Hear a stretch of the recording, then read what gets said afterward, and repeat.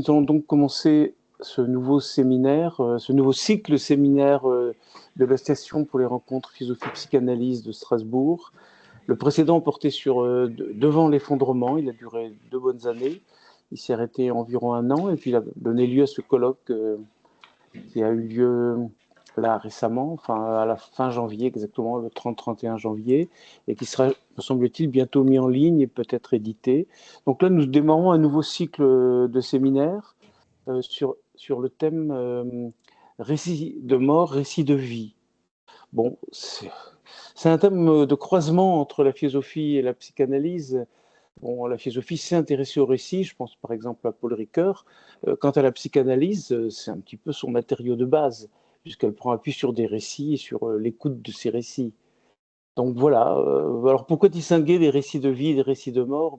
Bon, il ne s'agissait pas de rejouer le dualisme pulsionnel sur le plan du récit. Hein, c'était plutôt une volonté de prendre en compte le sens des récits, aux 2 sens du mot sens, c'est-à-dire la signification inconsciente, mais également l'orientation, la trajectoire des récits. Est-ce qu'ils mènent les sujets vers la mort ou est-ce qu'ils les mènent vers la vie? Comment est-ce qu'ils peuvent s'entrelacer, s'intriquer? Est-ce que des récits impossibles ou interdits peuvent entraîner un sujet vers la mort et comment peut-on infléchir dans l'autre direction vers la vie cette trajectoire? Ça, c'est aussi des questions que Deleuze pose dans Ligne de vie, autant que j'en souvienne.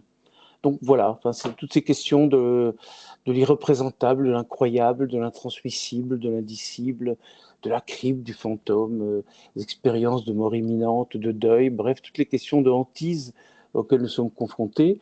Alors je suis très heureux donc d'accueillir pour la première séance Thierry Gendroc. Alors la seconde séance aura lieu le mois prochain. Je vais vous dire la date exacte.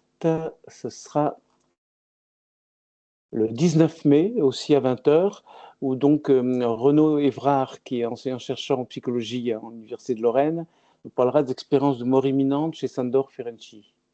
Bon, donc aujourd'hui, Thierry Gendroc nous fait l'amitié d'ouvrir ce séminaire pour nous parler du discours lycanthrope à propos d'un cas de perversion sexuelle.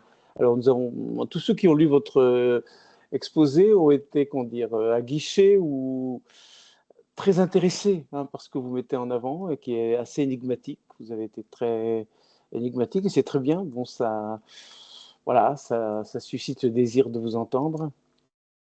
Et Merci, donc, on va je voudrais, voir. bon, oui, voilà, rapidement, je vous présente, puisque vous m'avez envoyé votre curriculum.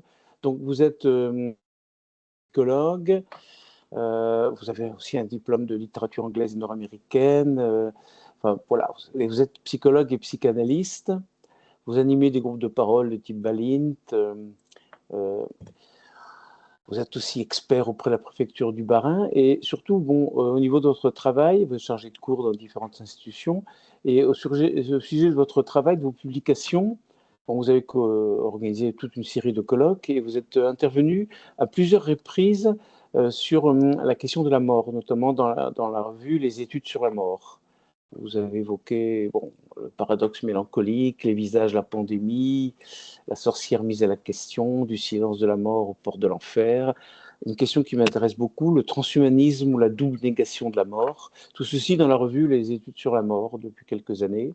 Et vous avez publié une série de monographies sur les tueurs en série, bon, la société des corps, métaphore, perversion, extermination, la société des corps, l'emprise du management et quelques autres encore. Donc, à mon avis, vous étiez vraiment tout indiqué pour ouvrir ce cycle de séminaires et donc nous vous écoutons avec beaucoup d'intérêt. Enfin, vous m'avez dit que vous alliez parler assez brièvement, ce qui donnera du temps pour discuter. Alors, on n'a pas prévu de répondant, donc je pense que tout le monde peut se considérer comme répondant. Tout le monde peut vous interpeller sur ce que vous allez nous avancer. Donc, merci encore et donc, à vous la parole. Merci beaucoup. Alors, comme souvent, je préfère prévenir mes auditeurs que je vais vous raconter une histoire. Donc, il faut se laisser porter et puis vous verrez bien ce que ça évoquera chez vous. Gilbert a 62 ans. Il est admis en EHPAD dans les suites d'une hospitalisation de plusieurs mois en service de psychiatrie adulte avec 2 essais infructueux en appartement thérapeutique. Lors de son admission, son dossier ne fait pas état de sa passion secrète, la sexualité anale. Quelques semaines après son admission, le personnel de l'EHPAD découvre sur le rebord de la fenêtre de sa chambre divers objets souillés de sel.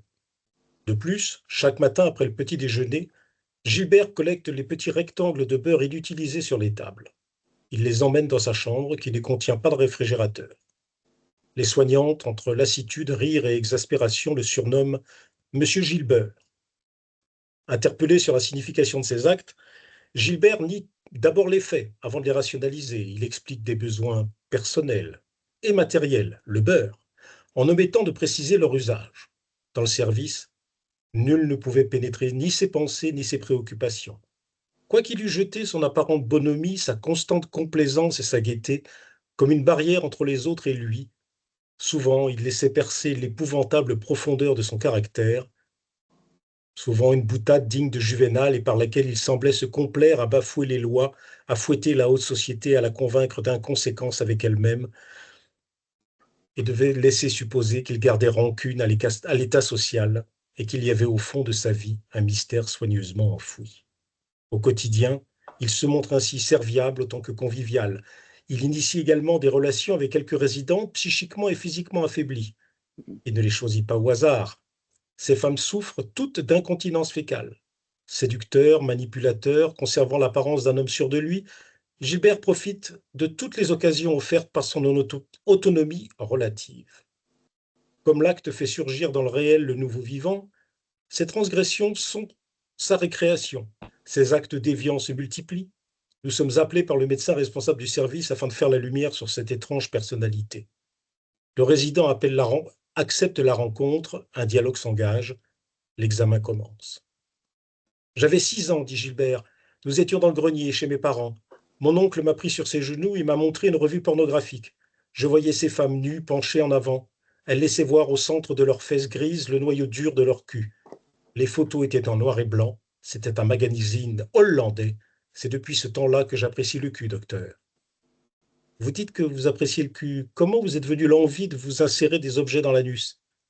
Ici, il n'y a pas beaucoup de distractions, je m'ennuie un peu. Et comme je n'ai pas de compagne, je ne peux tout de même pas me priver de tout. D'où l'usage des tubes de crème de dentifrice? Oh, des mensonges, les filles mentent, répond-il avec véhémence. Elles cherchent à se faire bien voir, elles inventent. Le personnel cherche à me mettre dedans. Tout ça parce que je suis plus valide que les autres. Elles m'en font baver, vous savez. Pourtant, lorsque je les aide à faire les lits, elles sont bien contentes. Quand ça les arrange, je suis Monsieur Gilbert, et quand ça ne les arrange pas, je suis un résident qui doit rester à sa place. Elles exagèrent. Pourquoi vous en particulier? Parce que vous comprenez, je suis trop jeune pour aller en maison de retraite et trop vieux pour être avec des jeunes. Ce n'est pourtant apparemment pas pour cette raison que vous avez été admis en psychiatrie. On m'a enfermé parce que je m'alcoolisais et que je ne pouvais plus vivre chez moi. Vous viviez seul? Oui. Depuis longtemps? Depuis que ma femme m'a quitté. Vous n'avez jamais songé à refaire votre vie? Non, une fois m'a suffi. Le reste de son enfance est remisé derrière les brumes de sa réticence. Gilbert fait de courtes études, il devient économe dans un lycée professionnel. Nous sommes en 1970, il a 23 ans. Ce n'est pas un grand séducteur, mais Véronique, une élève de 17 ans, s'entiche de lui. Très vite, le couple passe aux choses sérieuses. Gilbert ne prend pas la peine de mettre des préservatifs. Vous comprenez, à cette époque, les jeunes n'osaient pas aller dans les pharmacies en acheter. Ils avaient honte. De toute façon, la première année, il ne s'est rien passé. C'est l'année suivante, lorsqu'elle était en terminale, que l'accident est arrivé. L'accident? Ce n'est pas prévu. Elle a passé le baccalauréat enceinte de notre fils aîné. Elle l'a réussi. L'enfant? Non, le bac. Et après, nous nous sommes mariés. Dites-moi, à cette époque, la majorité était à 21 ans, n'est-ce pas? Les parents de Véronique l'ont émancipée par acte notarié. On s'est mariés dans la foulée. Il n'y a eu aucun dépôt de plainte? Oh, il ne manquerait plus que ça. Et puis, pourquoi faire? Tout s'est réglé à l'amiable. De toute façon, nous n'avons pas gardé de contact avec ma belle famille. Nous avons 3 enfants. L'aîné Pierre est schizophrène. Max est ouvrier et la dernière Élodie a commencé comme professeur de mathématiques avant de devenir principale d'un collège. Vous les voyez encore? Je ne sais même pas où ils habitent. Et votre épouse? Nous avons divorcé il y a quelques années. Elle était fragile. Peu après notre mariage, elle a fait une longue dépression. Je faisais tout à la maison, y compris laver les enfants. Je leur ai fait la toilette jusqu'à ce qu'ils puissent la faire eux-mêmes, vers l'âge de 6 ans. Comme j'avais un appartement de fonction au lycée, je pouvais rentrer à midi m'occuper d'eux. Ma femme était tout le temps au lit. Il fallait bien que je me distrais. Alors, de temps en temps, je veux dire rarement, je prenais la voiture et j'allais voir des prostituées. Ça faisait longtemps qu'il n'y avait plus rien à la maison. Votre carrière professionnelle s'est finalement déroulée sans accroc. Ah oui, très bien. À part l'histoire avec Véronique, le principal ne m'a jamais fait le moindre reproche. Il m'a quand même vertement engueulé à l'époque. En dehors de l'année scolaire, en été, je dirigeais des colonies de vacances pour enfants et adolescents. J'aimais bien partir avec les enfants. Vous partiez avec vos enfants? Oh non, jamais. Je me suis occupé des colonies de vacances pendant une dizaine d'années en Bretagne et dans le sud de la France. Pourquoi avez-vous mis un terme à cette activité? Je me suis lassé, voilà tout. C'est tout ce que vous pouvez en dire? Oui, pourquoi? L'anamnèse de ce résident baigne dans un flou à la David Hamilton. L'enchaînement des idées est lâche, l'ensemble se présente comme une série de faits isolés. L'expression est dépassionnée, le discours est à deux niveaux. Le premier relate des épisodes choisis pour leur valeur informative, le second fait la part belle à la victimisation. À l'exception de la scène du viol de son innocence par son oncle pédophile, son récit se tient aux limites de l'inconsistance. Ses parents sont absents du discours, sa fratrie également. Gilbert est toujours au centre du récit. Il ne tourne pas avec la Terre, c'est la Terre qui tourne autour de lui. Contrairement au discours des névrosés qui commentent sans cesse leur démêlés avec leur entourage, la biographie de ce sujet est d'une confondante neutralité. Elle ressemble à l'inventaire d'une usine désaffectée. Le récit n'est pas dialectisé ni critiqué, mais banalisé. Selon ses dires, Véronique était une jeune érotomane. C'est elle qui l'aurait séduit. Gilbert est juste un larron saisissant une occasion. Il évite soigneusement de lier la question du détournement de mineurs qui menait à l'émancipation de sa future épouse, à leur mariage forcé, ainsi qu'à la longue dépression de cette dernière. Tout se passe comme si les événements s'imposaient à lui. Son épouse était dépressive. Quant à sa belle famille et ses enfants, il se garde bien d'interpréter leur éloignement. Pour couronner le tout, son divorce serait, selon lui, bien passé. Ma femme a consulté un psychiatre pendant de longues années. Elle a demandé le divorce dans les semaines qui ont suivi le décès de ce dernier. Y avait-il une raison à cette décision? Elle me disait qu'elle voulait reprendre sa liberté, trouver du travail, être autonome. Vous vous êtes donc séparés à l'amiable? Exactement. Pourtant, vous vous êtes mis à boire après. Oui et non. J'ai commencé à boire après ma mise à la retraite. Je n'avais plus rien d'autre. J'avais juste ma musique. Je possède 300 CD de musique classique. Dans un garde-meuble, ça me manque. En ce qui concerne son expérience des colonies de vacances et l'arrêt brutal de cette activité, si importante à ses yeux, Gilbert ne fait aucun commentaire. Il précise négligemment que l'envie lui est passée. Gilbert ne laisse paraître que les aspects politiquement corrects de sa biographie. Il ne ment pas, il ne dit tout simplement pas toute la vérité. En un mot comme en 100, il fait du révisionnisme. C'est un artifice bien connu des structures perverses. Dans ce registre, il met en question son admission à l'EHPAD. Pour lui, il s'agit d'une nouvelle preuve de l'incompétence des psychiatres. Vous comprenez, dit-il. J'ai vu le psychiatre à 2 reprises. La seconde fois, il m'a dit: je ne peux rien pour vous, vous n'êtes pas malade. Alors, si je ne suis pas malade, qu'est-ce que je fais ici avec tous ces vieux? Je ne suis pas handicapé tout de même. Et puis, lorsque j'étais chez moi, les infirmiers venaient à chaque fois avant que je fasse mon ménage. C'est exaspérant. Ils se sont servis de cet argument pour me mettre ici. Quand on n'est pas malade, on ne met pas les gens dans une prison pour vieux. Ce sont de drôles de manières, vous ne trouvez pas? Il faut que je joigne ma tutrice afin de quitter cet endroit. Je ne supporte plus d'être ici. J'ai besoin de liberté, de rencontrer des gens de mon âge, de sortir, d'aller au concert, au cinéma, de vivre. Vous comprenez? Gilbert ne contactera pas sa tutrice. Il lui demande juste de payer ses factures.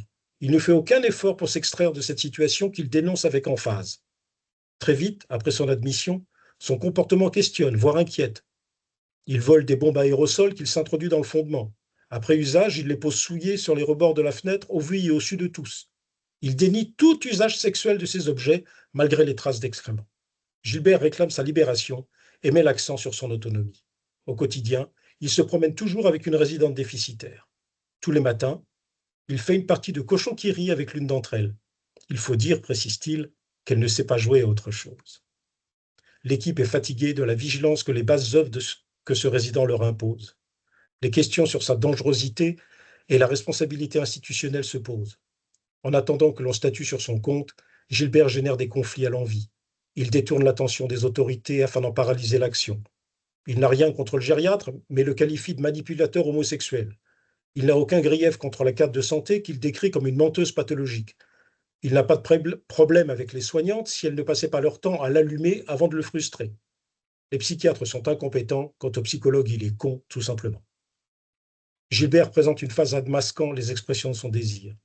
Ses interlocuteurs évoquent des faits, Gilbert esquive, botte en touche, dénie et renvoie la responsabilité de ses actes à ceux-là même qui l'enjoignent de s'en expliquer.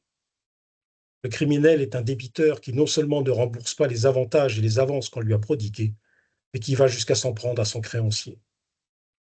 Lorsqu'il s'occupe de ses amis, il ne les agresse pas sexuellement, mais leur offre ce qu'elles attendent. Il les aide, les soutient. Il participe même à leur hygiène intime. Ceux qui pensent qu'il créerait une situation de viol aggravé sur des personnes vulnérables sont de mauvais esprits qui ne connaissent rien à l'amour.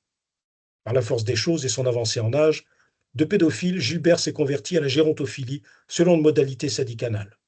Son symptôme ne se répète jamais à l'identique, il évolue et s'adapte aux nouvelles conditions de son existence.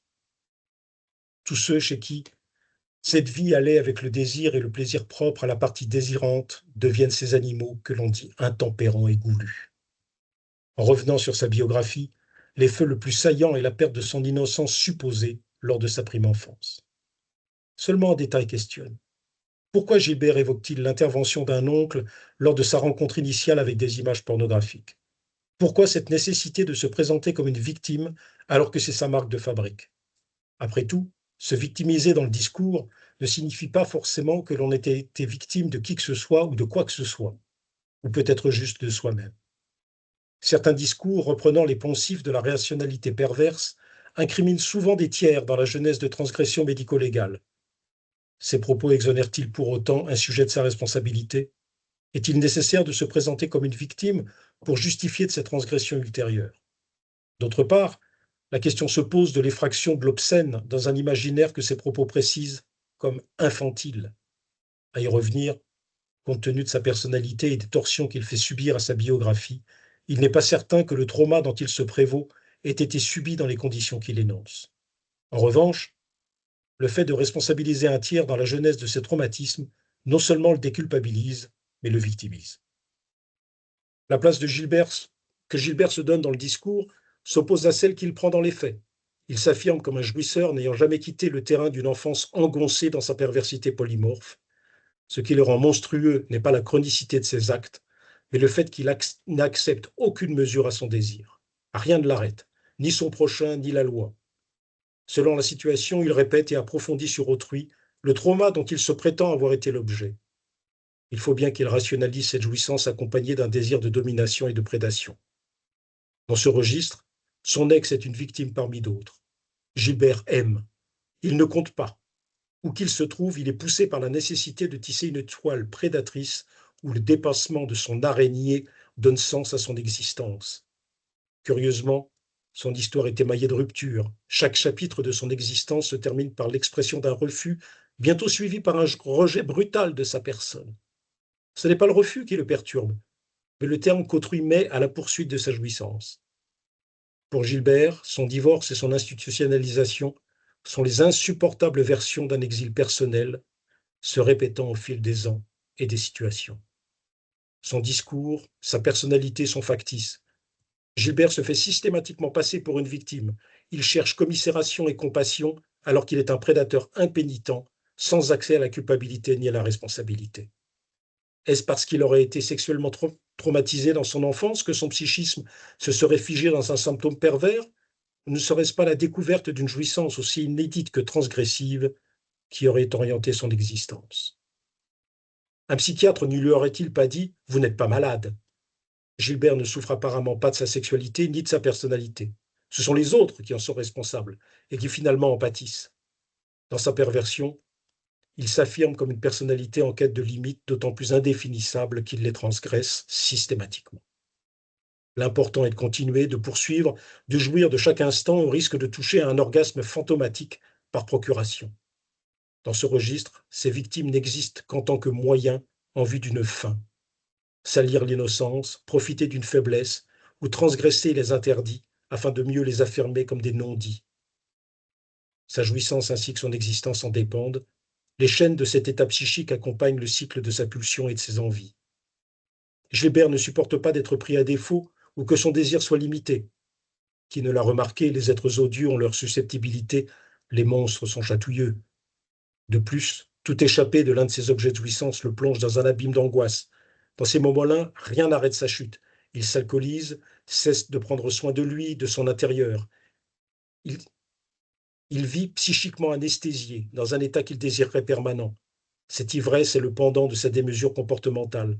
Autant il s'effondre lorsqu'il ne peut plus satisfaire son désir, autant il s'affirme lorsqu'il s'approche de l'acmé. Oscillant entre manie et mélancolie, perte et toute présence de l'objet, il séduit, détourne, manipule jusqu'à atteindre l'Eldorado de sa jouissance. Son scénario fantasmatique suit les maillons de sa haine à l'égard des figures de l'altérité. Il hait tous ceux qui auraient le bonheur de résister à ses tentatives d'instrumentalisation. Quant à ses complices involontaires, il les réduit à une ponctuation de son désir ou à un creux entre deux signifiants. Qu'importe le flacon pourvu qu'on ait l'ivresse. Il est pragmatique, son fantasme s'ouvre sur une praxis et son dire à l'action. Dire, c'est avoir vaincu, survivre et être le de retour, c'est revenir de la chasse avec le gibier mort, entière et en preuve, histoire à n'arrêt plus. L'existence de Gilbert est sous les fers de signifiants inaccessibles qui le forcent à répéter le même fantasme sur toutes les scènes de son existence. À ce titre, le récit tronqué de sa vie est-il un témoignage ou une falsification? Selon nous, le récit de cette vie est un faux témoignage, un parjure. Lorsqu'il se met en scène, son discours est aussi livide qu'un organe amputé. Le détail qui nous amène à cette assertion est qu'il affirme que la revue pornographique à l'origine de son trauma infantile était hollandaise. Comment un enfant fait-il la différence entre des langues saxonnes alors qu'il ne possède encore que des rudiments de français? Cette discrimination linguistique est un effet du réel, pas le réel lui-même. Le réel n'est jamais une image de la réalité, le réel est l'énigme. Ce détail énigmatique s'adresse à l'imaginaire de son interlocuteur. En faisant usage de cet artifice rhétorique, Gilbert se dédouane. Il n'a pas besoin de donner plus de détails puisque la psyché d'autrui travaille pour son compte. Ce premier émoi sexuel a très bien pu prendre place des années plus tard et ne pas avoir été aussi traumatique qu'il le prétend. La fascination dont il fait part indique une fixation libidinale sadicanale préoedipienne. Ce discours manifeste a pour objectif de subvertir le psychisme d'autrui en lui adressant des images transgressives. Le fantasme absolutisme du pervers se projette sur la toile virginale des objets de son discours. Par le jeu de représentation obscène, Gilbert entre par effraction dans l'imaginaire de ses proies. Ce faisant, il circonvient la gravité des images qu'il trafique afin de la rendre plus légère, plus supportable, plus acceptable également. Gilbert n'analyse pas, il banalise. Il bannit l'analyse. L'important est l'effraction, la défloration, autant physique que psychique. À travers ses mises en scène et sa rhétorique, il feint l'innocence et met l'équipe en difficulté en les empêtrant dans des conflits sans objet qui l'initient à l'envie. Dans le service, son apparente autonomie le rend plus digne d'écoute et de confiance que d'autres résidents. Gilbert pave ainsi la route de sa passion, celle d'une innocence christique confrontée à la rage inique d'une foule déchaînée. Il se fait passer pour un juste au milieu des injustes. Il pratique l'enfumage afin de détourner le regard d'autrui sur son prochain plutôt que sur sa personne propre. Toutes les situations qu'il motive sont le prélude de futures transgressions. Il joue avec l'obscénité afin de subvertir ou de fasciner. Il cherche surtout à en savoir plus sur les intérêts libidinaux de ses futures victimes. Vivez ce que vous voulez. Quelqu'un qui ne vous veut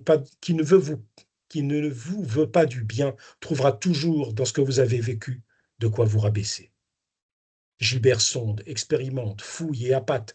Son interlocuteur mordra-t-il à l'hameçon et lui poser des questions complémentaires, l'autorisant ainsi à épancher sa jouissance? Gilbert n'habite pas son discours, il s'y représente. Il s'agit pour lui d'échapper à cet examen approfondi qui le mettrait en difficulté.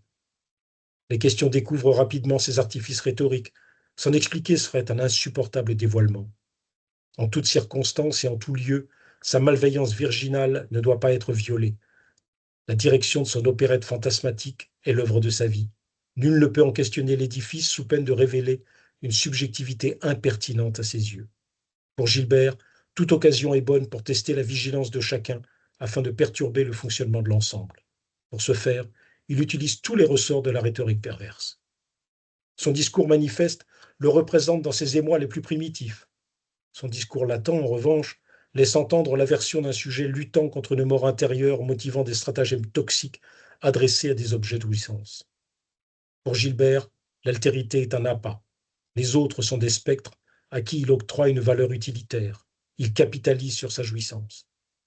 Il ne s'investit dans la relation que pour en tirer bénéfice.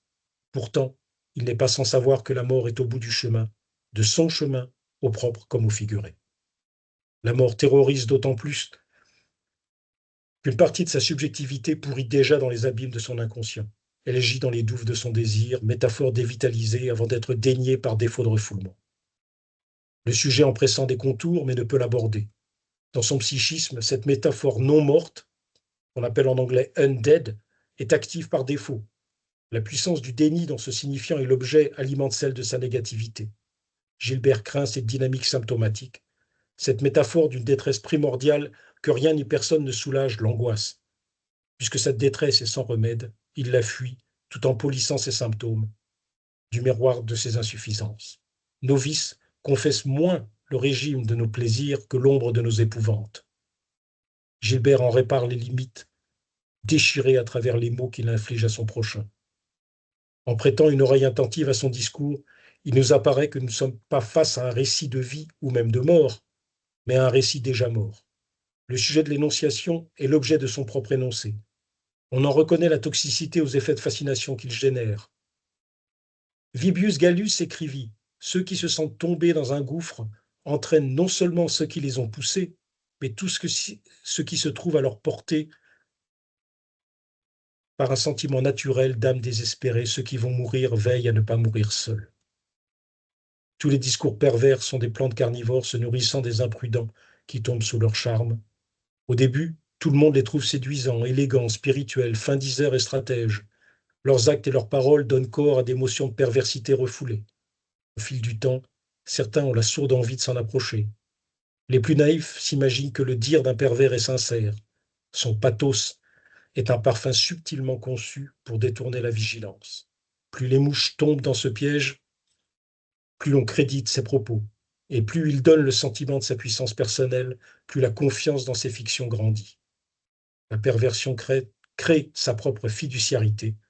Par conséquent, la vitalité de son discours est un prêt dont il use, fructifie et finalement abuse. Gilbert en est un exemple princeps. Son dire est un artifice, voire un fétiche, dont il se sert afin de se maintenir à flot et échapper à ses pulsions autodestructrices.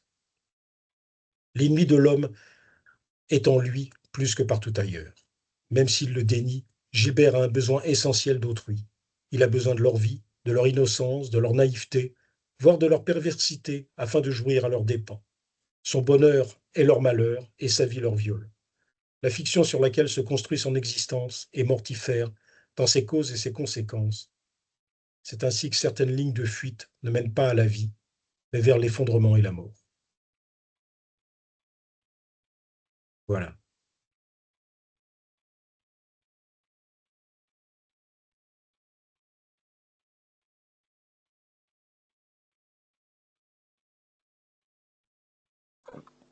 Bon, écoutez, merci beaucoup, hein. C'est une vignette clinique d'un cas de perversion que je trouve très intéressant et très frappant, quoi.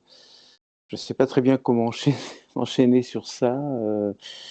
Peut-être, bon, il y a des points que je trouve assez... Bon, d'abord, tout simplement, bon, un cas de lycanthropie, donc c'est le loup-garou. Oui, Très intéressant, mais alors pourquoi? Pourquoi en faire un loup-garou, lui, et ou pas, pourquoi pas simplement un pervers? C'est une structure perverse, visiblement. Pourquoi mobiliser la vieille figure du loup-garou, de l'homme-loup, de l'homme changé en bête? Je ne suis pas certain de comprendre. Bon, j'avoue que je n'ai pas préparé cette séance, mais quand même, il m'est arrivé il y a une dizaine d'années d'écrire sur la chasse aux sorcières et je m'étais intéressé aux allégations des inquisiteurs et des chasseurs aux sorcières sur lesquels pardon, leurs victimes se changeaient en bêtes, en général en chatte plutôt, mais bon, en loup, en chatte. Et d'où là surgit la figure du loup-garou. Il y a des procès de loup-garou qui commencent aux environs du XVIe siècle. Alors, ce qui est très très curieux, c'est que euh, les gens ils n'y ont pas cru. Un ouvrage aussi sinistre que le Marteau des sorcières, le Malleus Maleficarum, publié d'ailleurs ici à Strasbourg en 1487, je crois. Il dit non, non, ça c'est des fictions, des inventions du diable. Aucun homme ne peut se transformer, changer de forme comme ça. Et là, bon, j'ai trouvé quelque chose d'assez curieux. Bon, en 1603, Voilà. Un jeune paysan du sud-ouest nommé Jean Grenier déclare que son père et lui-même se changent en loup et qu'il lui arrivait de dévorer des petites filles. Alors bon, il est condamné en première instance, est étranglé et brûlé comme sorcier. Alors, le jugement est cassé en appel par le Parlement de Bordeaux, qui estime, après avoir consulté des médecins, donc là, on sortait de l'Inquisition pour aller vers la médecine, bon, c'est le destin de la chasse sorcière jusqu'à Freud. Les médecins, donc le Parlement de Bordeaux estime que cet adolescent, je cite, stupide et hébété, est un mélancolique et qu'il ne s'agit là que d'une imaginée métamorphose. Voilà, bon, je ne sais pas ce que vous en pensez, mais est-ce que ça cadre ou pas? Enfin, pourquoi avez-vous employé ce terme de lycanthrope? Effectivement, bon, on a affaire à un pervers qui considère les autres comme des spectres, qui veut rentrer par effraction dans leur imaginaire et leur corps, voilà, qui est asservi à un fantasme qu'il répète sans cesse. Je sais pas, il y a ici des gens beaucoup plus compétents que moi en psychiatrie, donc c'est pas mon domaine de compétence, mais c'est des choses que je connaissais un peu quand même. Hein, la description de la structure perverse, ouais. Alors je sais pas pourquoi faire appel à cette figure là, enfin cette imaginée métamorphose, comme disaient les parlementaires du début du XVIIe siècle. Pourquoi avez-vous voulu mettre ça en avant, enfin, l'idée du loup-garou, enfin, parce qu'il y a deux choses, le loup-garou il dévore, ok, on voit très bien comment le pervers dévore ses victimes, ses proies, mais c'est aussi l'homme qui s'est transformé ou qui a été transformé en bête. Et là, je ne vois pas trop. J'avoue que je ne vois pas dans ce que vous avez décrit. Alors, Euh, dans l'histoire des loups-garous, il y a un phénomène qui avait été repéré par les juges de l'époque, hmm, qui était que euh, les loups-garous étaient des hommes qui changeaient de peau. Ils enlevaient leur hmm, peau d'homme ah, et en enlevant leur peau d'homme, se transformaient en loup. hmm, Homo homini lupus. hmm, Euh, la question de cette citation est tout à fait extraordinaire parce que on oublie toujours la suite. L'homme est un loup pour l'homme s'il ne le connaît pas. hmm. C'est dans Plaute. C'est ça. C'est dans une pièce de Plaute. Hmm, Et on oublie la deuxième phrase, la deuxième partie de phrase. Euh, hmm, L'histoire de Gilbert, c'est l'histoire d'un loup dans une bergerie. C'est l'histoire hmm, d'un prédateur qui va être orienté vers une structure d'accueil hmm, à laquelle lui va s'adapter et va continuer sa prédation. Et il va être accueilli comme un innocent, comme un mouton. hmm, Et en fait, ce mouton va s'avérer être un loup dans une peau de mouton. hmm, Et c'est cette image de la lycanthropie qui m'est venue, c'est-à-dire que c'est l'idée qu'on le prend hmm, pour quelqu'un, pour une victime, au hmm, sens de quelqu'un qui est plus autonome, etc. Et en fait, il se cache derrière tout ça pour pouvoir continuer à exister à travers hmm, ces transgressions. Et il va profiter de la structure même de l'établissement d'accueil et du hmm, service d'accueil pour continuer. hmm, Ça a été dramatique, hein, parce que avant que je rencontre ce monsieur, il n'y avait rien dans son dossier. Absolument rien. hmm, Il y avait eu des paroles, il y avait eu des on-dit, mais rien dans son dossier. C'est-à-dire que les aspects pervers, sa pédophilie, sa gérontophilie, hmm, rien. Il avait rencontré deux fois le psychiatre en hospitalisation sur les semaines où il avait été en psychiatrie et personne n'avait rien remarqué, hmm, apparemment. Il est jeté comme ça dans une bergerie et il développe les traits et hmm. l'entretien que j'ai eu avec lui a duré plus de 2 heures. C'était quelque chose, hein. Là, je vous en ai donné que des extrêmes, mais c'était affreux, hein. Affreux. Oui, mais bon, encore une fois, je ne suis pas compétent. Il y a des gens qui le sont beaucoup plus que moi, mais est-ce que ce n'est pas le cas de, peut-être pas de tous, mais de la plupart des pervers, justement, d'être des loups sous une peau de mouton? Je dirais, des pervers qui affichent leur perversion, qui l'exhibent ou la mettent à la boutonnière, ça doit exister, c'est aussi une manière de séduire, certainement. Mais c'est peut-être pas la majorité des cas. Bon, euh, j'associe, mais c'est idiot ce que je vais dire là, mais il y a quand même le président de la première puissance du monde qui vient de se mettre en scène par IA dans la figure de Jésus-Christ. Donc voilà, bon, je pense, je suis pas sûr que ce soit pervers. Je ne sais rien, à vrai dire. Le cas Trump, c'est un cas assez étonnant. Mais bon, voilà, enfin, se faire passer pour le Christ on est en train de bombarder massivement et de tuer des milliers de personnes, c'est intéressant. Enfin, le Christ comme guérisseur, hein. Je ne sais pas si vous avez vu, on voit partout traîner cette vidéo, elle est assez extraordinaire. Et d'ailleurs, bon, là, le déni, mais infantile. Il a dit, ah ben non, en fait, je me suis représenté comme bénévole de la Croix-Rouge. Waouh, waouh. Bon, comme vous savez, l'ancien directeur de la CIA, avant-hier, a déposé devant le Congrès en disant qu'il était très risqué pour le pays, enfin les USA et l'humanité, de laisser le contrôle de l'arme nucléaire à un homme atteint de difficultés mentales, enfin de troubles mentaux graves. Bon, je ne sais pas si c'est un pervers, mais je veux dire, bon, je ne vois pas très bien ce qui est singulier dans ce cas, Gilbert, ce qui a accroché votre attention. Bon, la C'est malveillance virginale, ben, on la trouve un peu chez beaucoup de gens, enfin, je veux dire, chez beaucoup de sadiques ou de tueurs en série ou simplement de prédateurs, non? Enfin, vous ne pensez pas? Enfin, bah, voilà, la question, c'était les récits de vie et les récits de mort. oui, bien sûr. Ce que j'ai entendu de l'histoire de ce monsieur, Mhm. c'est que tout, son, tout ce qu'il mettait en place, tout ce, tout ce qui était comme ça de son érotique, Mhm. relevait de quelque chose d'extrêmement thanatophilique. Il résistait à quelque chose d'autodestructeur Mhm. depuis le départ. Mais de ça, il ne veut pas en parler. Et tout ce qu'il met en place, tout son symptôme, n'est qu'une tentative d'essayer de vivre par Mhm. procuration. Et Oui. c'est pour ça, autour de la question de récit de vie et récit de mort, je trouvais que Mhm. c'était très Ouais. intéressant de montrer que Ouais. cette forme de pathologie essaye de vivre tout en imposant des choses mortifères Mhm. à leur entourage, mais de façon systématique. C'est-à-dire que euh, il y a la violence de la vie, ça vient du latin vivenda, qui a à voir avec la chair. Euh, c'est c'est quelque chose d'extrêmement naturel, mais l'esprit humain arrive à les tordre jusqu'à ce que le- la pulsion de mort puisse passer pour quelque chose de vivace. Maintenant, Mhm. c'est dramatique, puisque les conséquences de ces actes sont des traumas qui vont se répéter et qui vont métastaser sur d'autres, parce que c'est quand même terrible. Il y a le fait d'être pervers, et puis il y a ce qu'on va infliger à autrui. Et Gilbert, c'est vraiment un prédateur dans toute son horreur, qui n'a aucune pensée pour les conséquences de ses actes. Il s'en fout. Mhm. Ce qu'il fait subir aux autres, il s'en fout.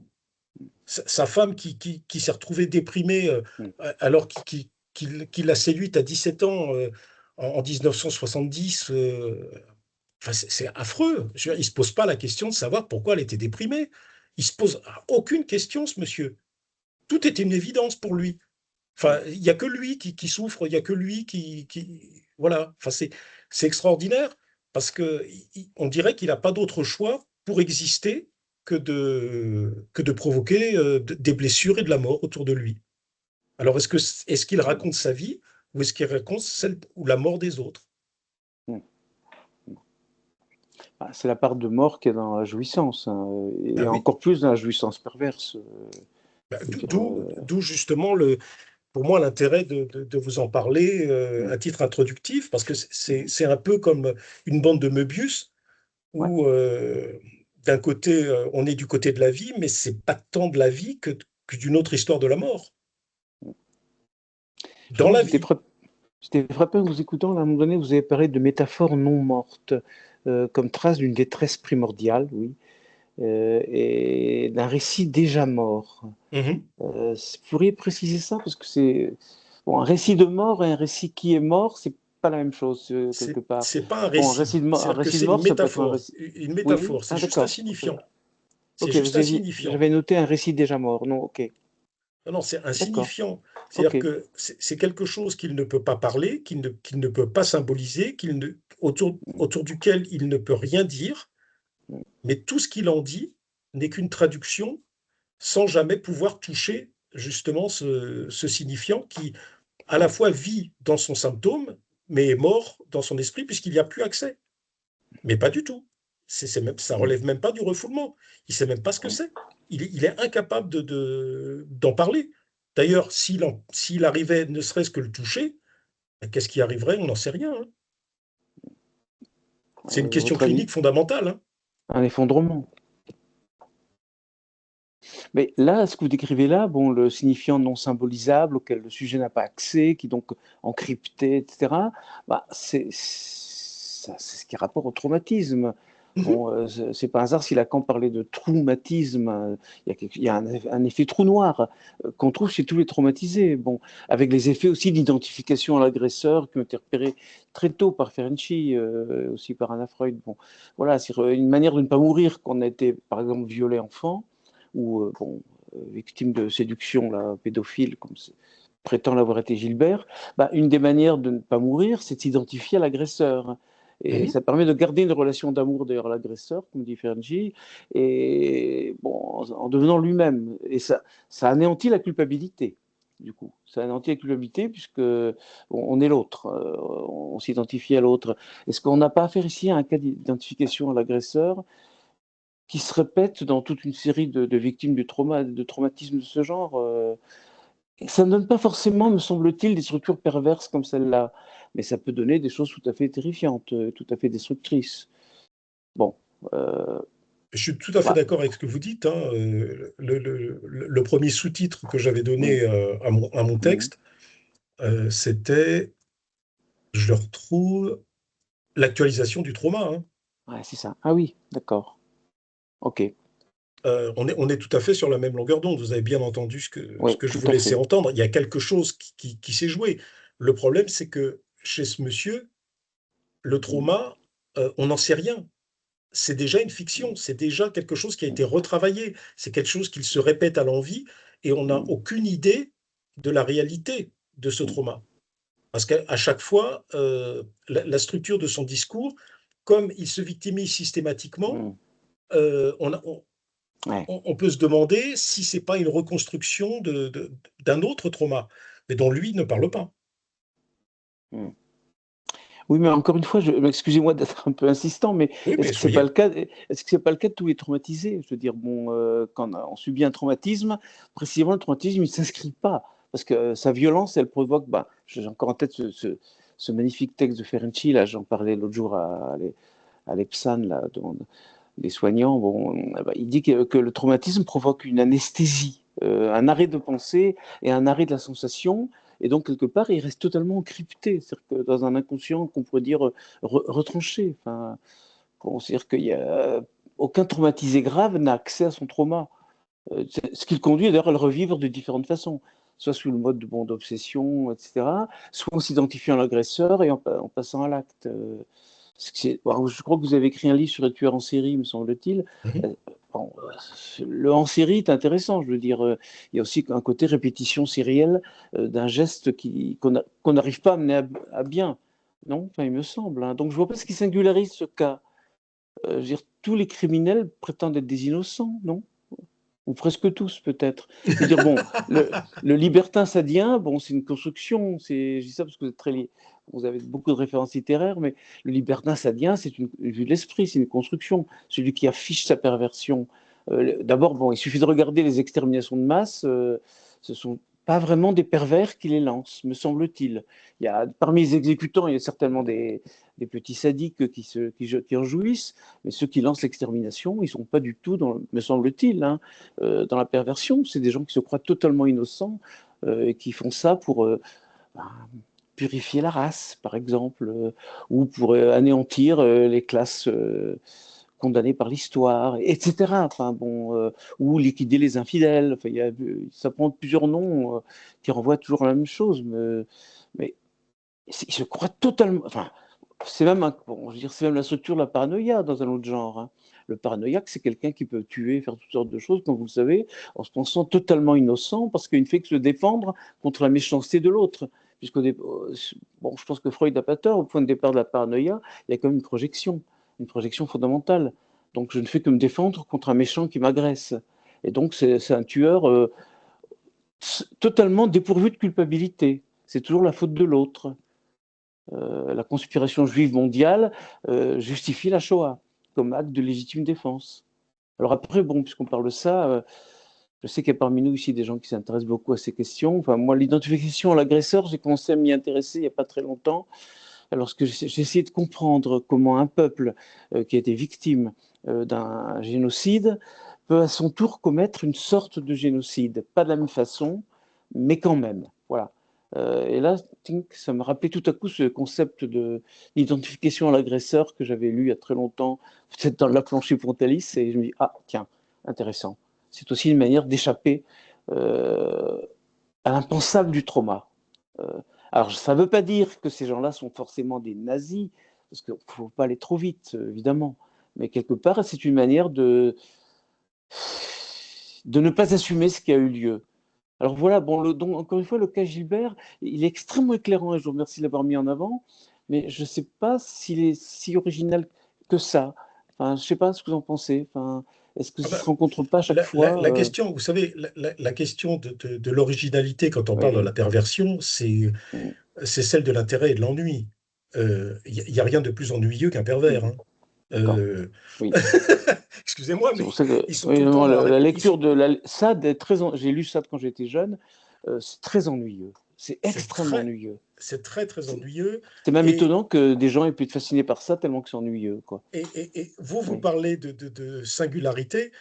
Euh, dans, pour moi, ce travail autour de la question du récit de vie et du récit de mort, Mm. c'était justement de travailler ce qui, à travers quelque chose qui pourrait être un récit de vie, n'était rien d'autre que le témoignage d'une mort intérieure.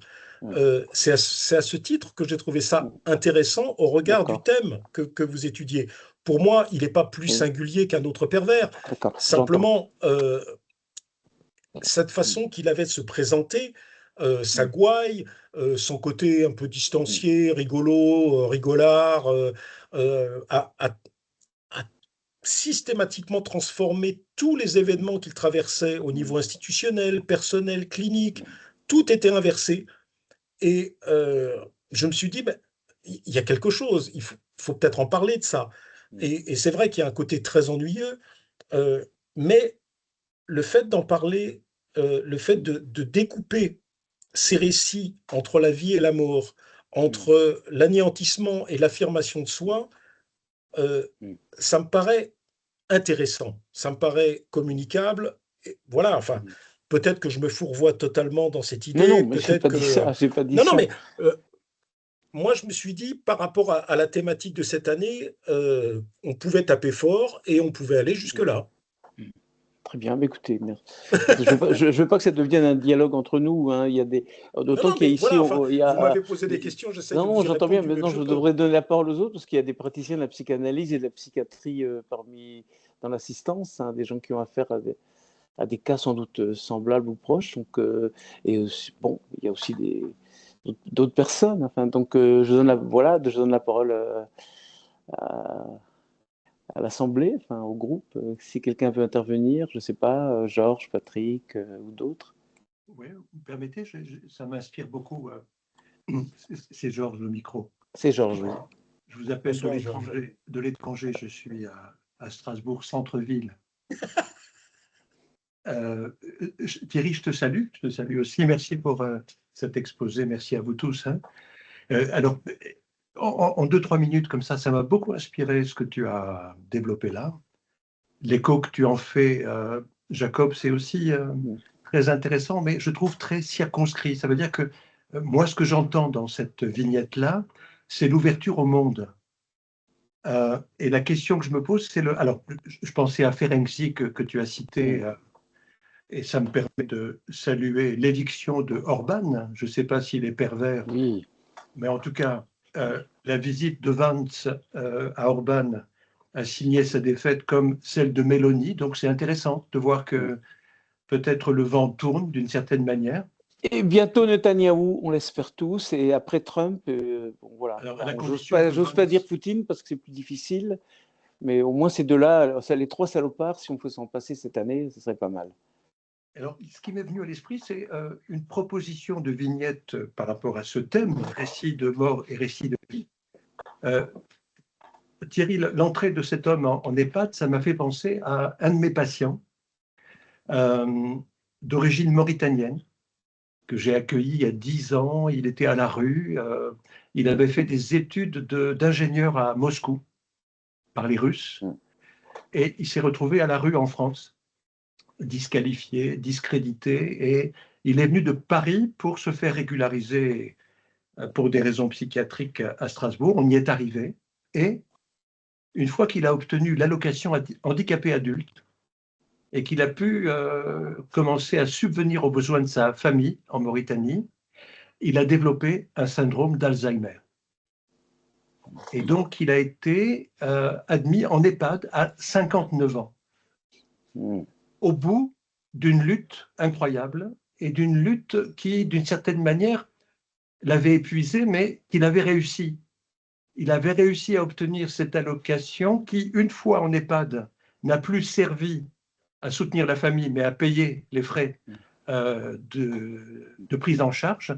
Donc il y a ce destin incroyable auquel je pense, hein, et je rends hommage à ce patient qu'on a perdu il y a 2 ans. Il est mort à 62 ans. Thierry, ce à quoi me fait penser ton récit, c'est le lien avec la religion. Ça veut dire que j'ai entendu à certains moments des références à la religion. Je me suis demandé si cet homme avait lu les évangiles de Marc, de Luc ou de Matthieu. Parce qu'il y a un récit, qui revient dans ces 3 évangiles qui fait référence à la femme hémorroïs. C'est une femme qui a des hémorroïdes et qui va avoir un lien avec le Christ. Et elle est en lien avec l'histoire de Véronique, justement. La vraie image. Hein. Qu'est-ce que ces signifiants-là peuvent avoir induit dans le destin psychique de cet homme-là, que moi j'aime avoir comme une victime, entre guillemets. C'est-à-dire que ce qui m'intéresse dans ce que tu racontes, c'est la manière dont la société, justement, accueille cet individu dans son destin personnel et comment lui va s'adapter à cette société et au révisionnisme. Tu as évoqué ça à un moment, le révisionnisme comme un mécanisme de perversion, et ça pourrait s'appliquer, Jacob et chers vous tous, à la posture d'Israël par rapport à Gaza. Donc, est-ce que la question de la perversion, elle touche le collectif, ce qui serait beaucoup plus intéressant pour moi, hein, en tant que citoyen français, alsacien, juif, etc., que la question de ce pauvre R et du mal qu'il peut faire, sachant qu'on peut aussi collectivement se défendre contre ce type de mal ou de malveillance, en protégeant notamment les gens en EHPAD et en valorisant les prestations de ceux qui accompagnent les gens en EHPAD, en faisant en sorte que la société valorise le travail des gens qui sont auprès de la petite enfance et du 3e ou 4e âge. C'est comme ça que j'entendrai un petit peu les problématiques politiques. Tu as parlé à un autre moment, Thierry, d'enfumage. Il se défend en mettant en avant l'enfumage. Alors, je n'ai pas pu ne pas penser à Bugeaud, à l'Algérie et à Léon XIV, hein, en association d'idées, Thierry, c'est-à-dire l'enfumage. Comment on peut se défendre de l'enfumage? Qu'est-ce que ça signifie l'enfumage pour ce patient-là? Et est-ce que, d'une manière ou d'une autre, est-ce que tout n'est pas politique? Est-ce qu'au fond, tous les signifiants auxquels on est confronté et qu'on peut faire plus ou moins bien vivre ne renvoient pas aux politiques et au rapport qu'on a les uns et les autres à l'histoire commune, au-delà de l'histoire personnelle? J'entends ça. Et puis, juste encore, par rapport à cette perversion, moi-même, vous le savez, j'ai été confronté localement à un serial expert. J'ai participé à le faire interdire d'exercer. Ça pose aussi ce type de problème pour moi, c'est-à-dire est-ce que nous, dans nos professions respectives, on n'a pas ces responsabilités-là de défendre les potentielles victimes de prédateurs ou de pervers, parce que nous, on a plus de moyens collectivement que les potentielles victimes ou que nos patients innocents ou démunis face à la violence de l'institution. Voilà grosso modo. Est-ce que les 3 gosses de cet homme-là, tu as parlé d'un schizophrène et de 2 autres inséré socialement, même si le schizophrène l'est aussi à sa manière. Il n'y a pas eu de plainte Non. Concernant. Il n'y a jamais eu de plainte. Et quand je lui en ai parlé, et je lui ai dit, mais il n'y a jamais eu de plainte contre vous, il m'a dit, il manquerait plus que ça. Et, mais il le dit comme ça, entre la poire et le fromage. Il y avait pas d'émotion quand il a dit ça. Il manquerait plus que ça.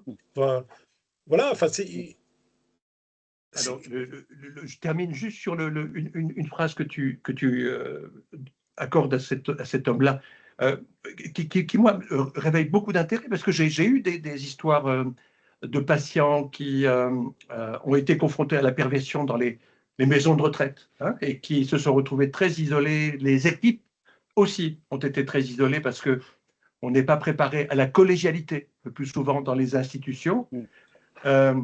Il dit à un moment, le personnel essaye de me mettre dedans. Oui. Hein, oui. C'est intéressant aussi comme comment dire, commentaire, et ça pourrait être le titre de ta communication. Le personnel a essayé de me mettre dedans. Ben oui, mais c'est exactement ça. C'est-à-dire que c'était presque un commentaire de toute son histoire institutionnelle, puisqu'une fois qu'il était mis dedans, il ne pouvait plus en sortir. Et après, il n'a fait que de se mettre dedans. Merci Thierry, merci à vous tous. Hein. Merci, c'est très très passionnant, je trouve. Hein. Merci Georges. Et je pensais en t'écoutant, effectivement c'est Thierry Gendroc qui a parlé de révisionnisme. C'est un terme intéressant, mais je me demande si négationnisme ne serait pas plus intéressant pour le coup, plus pertinent. Parce que bon, c'est quoi un négationniste? C'est quelqu'un qui dit, ben, génocide, il n'y en a pas eu. Il n'y en a pas, il n'y en a pas eu. Ben, lui, bon, ben, pour lui, ben voilà, c'est ça. Enfin, on n'a pas porté plainte contre vous. Oh, manquerait plus que ça. Il est dans une sorte de négationnisme général par rapport à son histoire.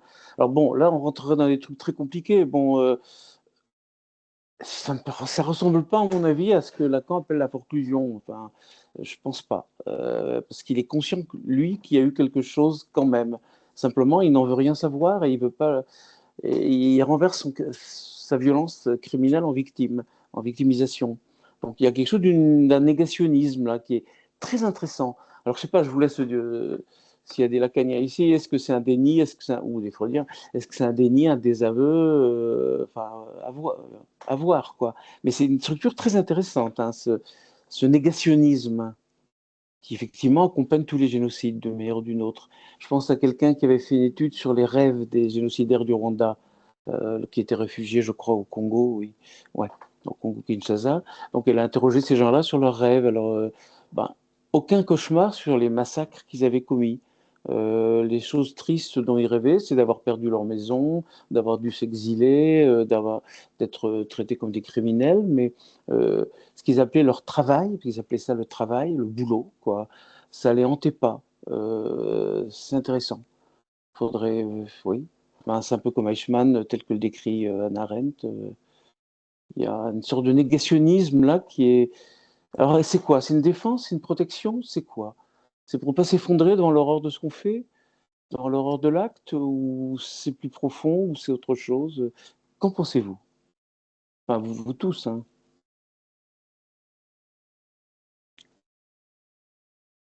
Ah, le micro, Patrick. Patrick, il faut Oui, voilà. un petit mot par rapport à ce qui a été dit. Merci Thierry Gendroc pour votre exposé. Et puis par rapport à ce que Jacob et Georges ont avancé, c'est vrai qu'il y a une tentation qui vient de faire du lien entre le sujet dont vous avez parlé et puis ce qui se joue au niveau collectif. Et je pense à un point qu'il faudra discuter. Par rapport à ce sujet-là que vous décrivez comme pervers, effectivement, ce qui est en jeu, c'est effectivement ce trou, ce point d'effondrement, ce point de catastrophe plus exactement. Alors, il vous raconte une sorte de scène qui n'est pas fantasmatique, une sorte de scène où il est l'objet d'un pédophile qui lui montre une image fascinante, et c'est ça qui va déterminer, en quelque sorte, qui déterminerait son destin. Oui. Alors, la question, bon, je pense que de toute façon, quand quelqu'un raconte ce genre de souvenirs causalistes de son destin, on a toujours affaire à des sortes de souvenirs écrans ou de traumas écrans. Bon, C'est ça. c'est très très fréquent, pas seulement chez les pervers.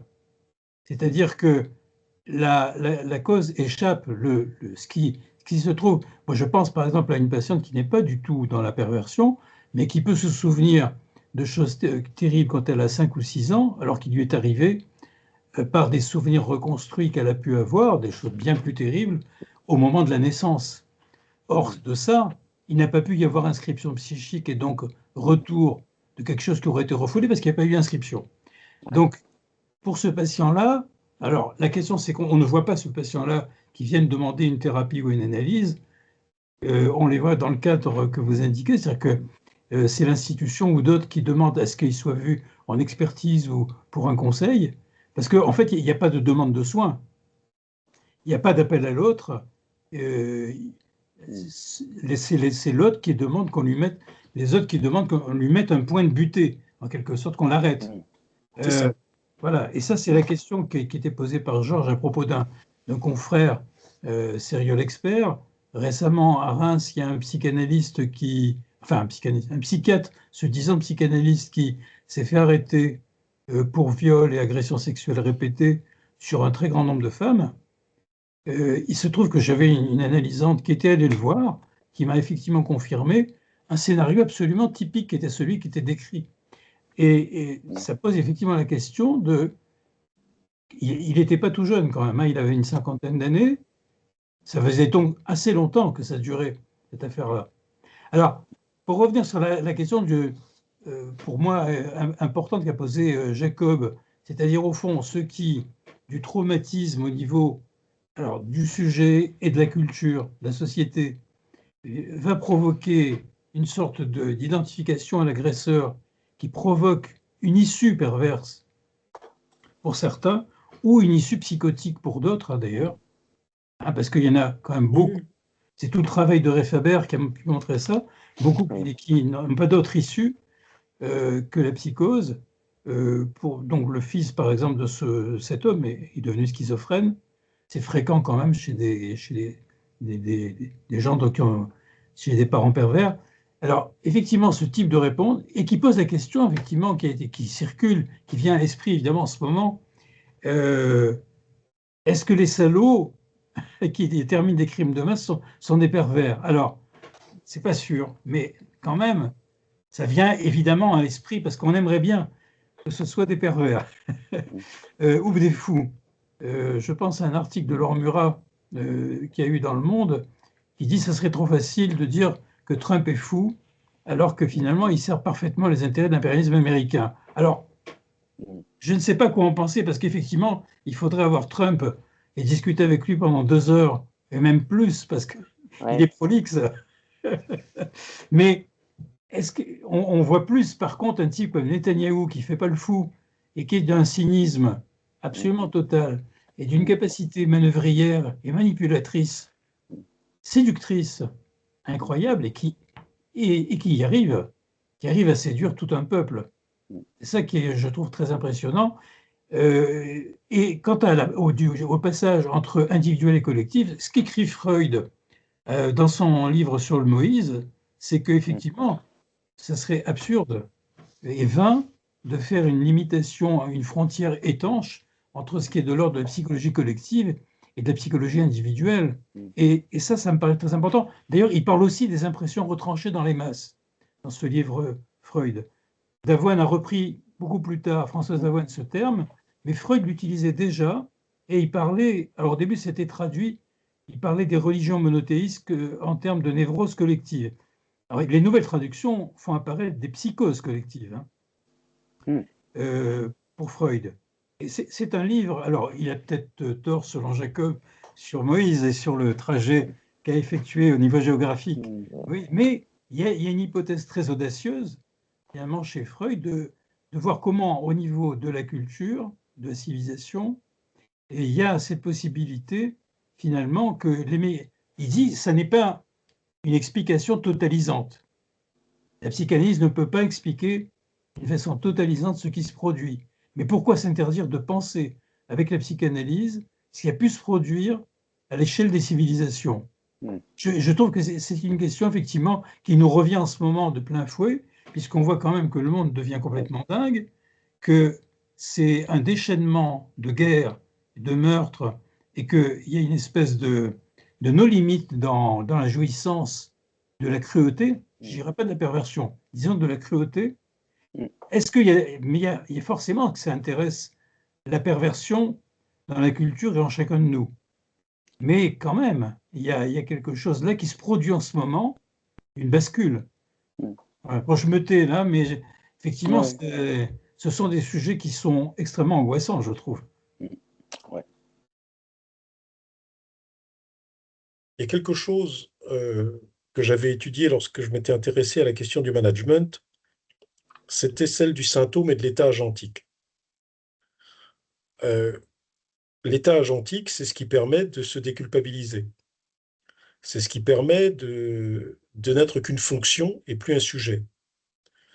Et ça, c'est fondamental. Dans les systèmes politiques aujourd'hui qui sont hyper managés, au sens hyper organisés par un discours symptomatique et non pas symptomatique, la question des limites n'est jamais abordée, puisqu'en fait, c'est toujours celle des moyens et de la fin.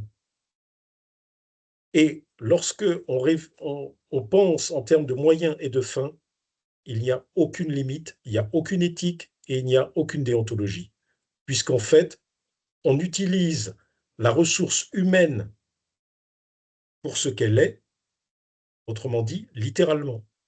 Ça n'est rien d'autre, c'est fonctionnel. Et ce fonctionnalisme, c'est quand même né dans les années 30 aux États-Unis, en Russie et en Allemagne. Et ça, l'acmé, c'est quand même ce qui s'est passé lors de la Seconde Guerre mondiale, dont on n'est toujours pas sorti.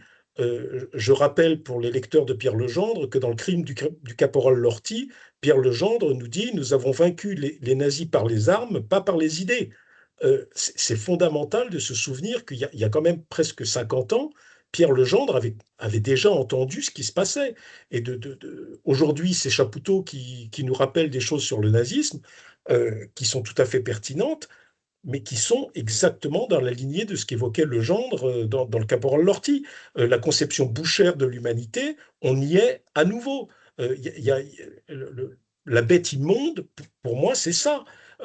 Et l'exemple, et c'est pour ça que les réflexions de Georges à propos de ce cas qui est politique, je le rejoins absolument. Il y a dans cette étude de cas, chez moi, il y avait une idée politique aussi. Et que ça devient politique parce que notre action est politique. On ne peut pas dire qu'on est en dehors des choses, j'allais dire du système, mais le système, c'est déjà une expression nazie. Mais c'est important de le signifier, c'est-à-dire qu'il y a des gens qui font symptôme d'un politique déréglé. C'est de ça dont il s'agit. Le politique tel que certains d'entre nous ont pu le connaître il y a encore 40 ou 50 ans n'a plus voix au chapitre. Nous n'avons plus affaire à des luttes de discours. Nous avons affaire à des gens qui cherchent à obtenir une fin avec des moyens et en général en ne discutant que des moyens. C'est toujours le même discours et c'est un discours managérial. Et ce discours managérial, je l'appelle symptomatique parce qu'il sert à masquer d'autres enjeux subjectifs, voire pathologiques, et le rationaliser. Et ça, c'est autre chose, c'est paradigmatique, hein, c'est pas syntagmatique, c'est paradigmatique, ça traverse nos sociétés et c'est en train de s'installer dans notre histoire avec un outil qui s'appelle la cybernétique. Mais bon, ça, c'est un autre problème.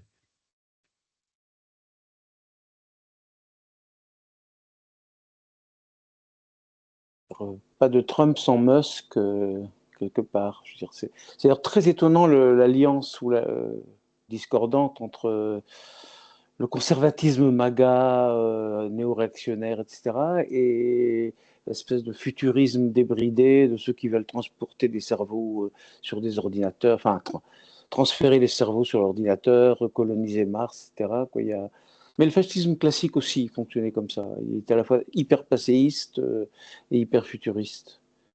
Et effectivement, c'est important ce que vous dites, je trouve, sur se vivre comme fonction, non comme sujet. Ouais. Ouais. Et donc, effectivement, ça crée des gens, des tueurs innocents. qui ne font qu'obéir aux... Bon, voilà ce que disait Anna Arendt d'Eichmann, hein, un citoyen qui obéit à la loi. Non, la règle, c'est pas la loi. Et elle dit la loi, et elle dit même qu'il Ouais. citait Kant. Enfin bon, le terme règle aurait été meilleur, mais elle dit que le seul auteur philosophique que Eichmann avait lu, c'était Kant, Critique des raisons pratiques, et dit oui, je sais qu'il faut obéir à la loi, mais comme dit Arendt, le problème c'est qu'il confondait la loi et la volonté du Führer. Bon, ça c'est pas kantien, ça. Mais on peut aussi penser Kant avec Sade, ça a été fait par quelqu'un d'illustre qu'on connaît bien.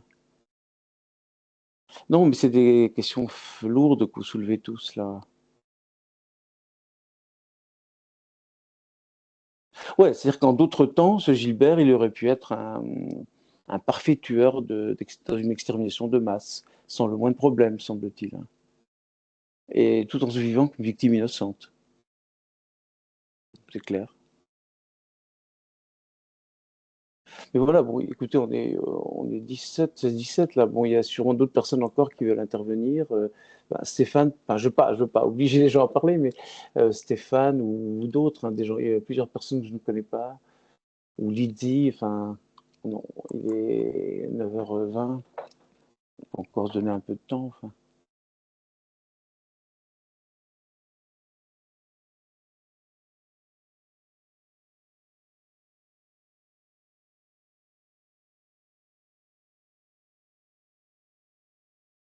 Les gens sont peut-être écrasés par ce cas.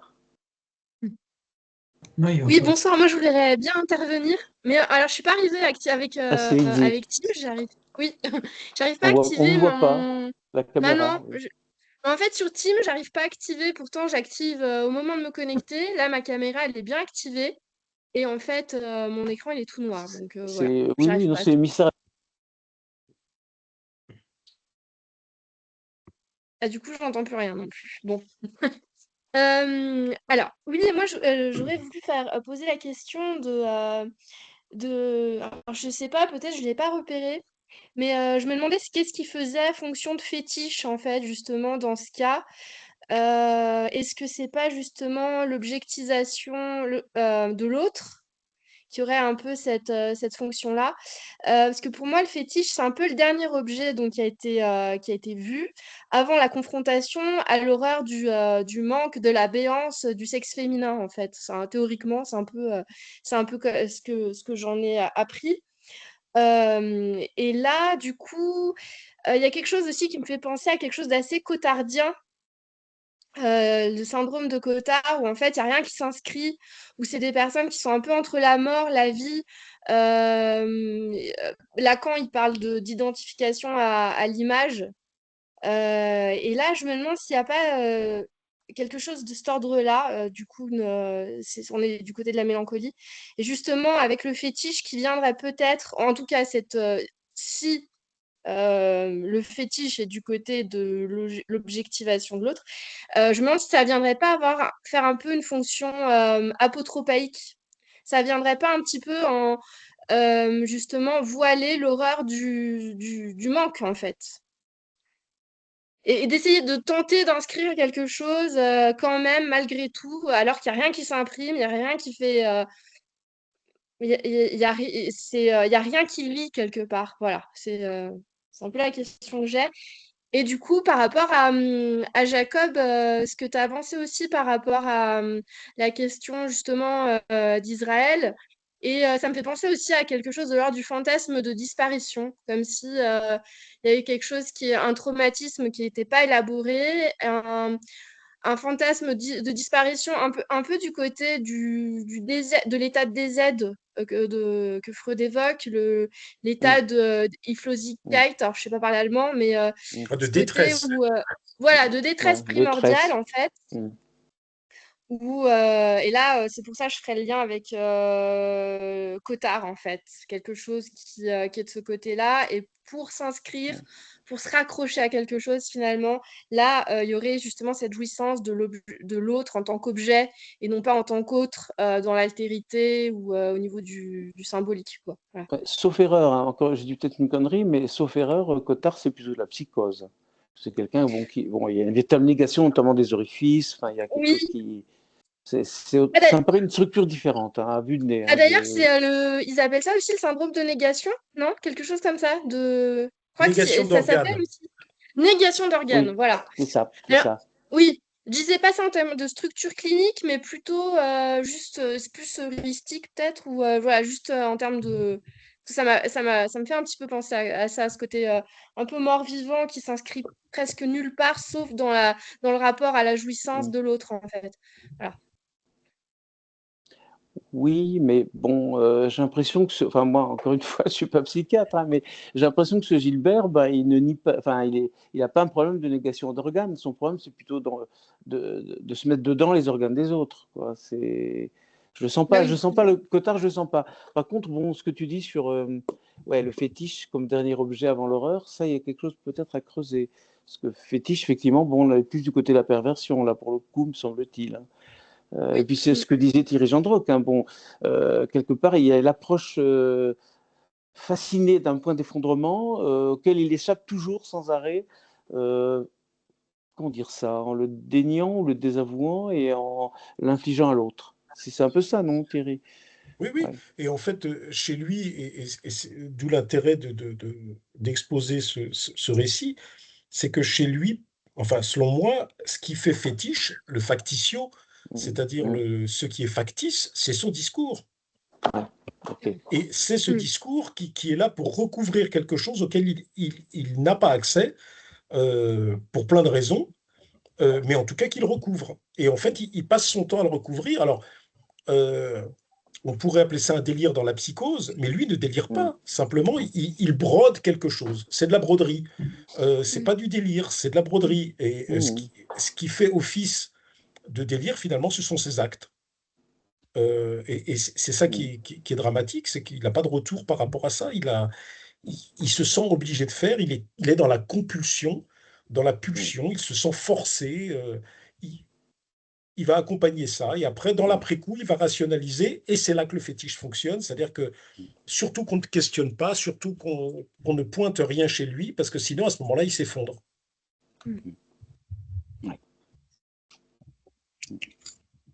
C'est très convaincant, ça, je trouve, hein, l'idée du discours comme fétiche. Là, c'est-à-dire comme dernier point d'arrêt avant l'horreur, hein, clairement.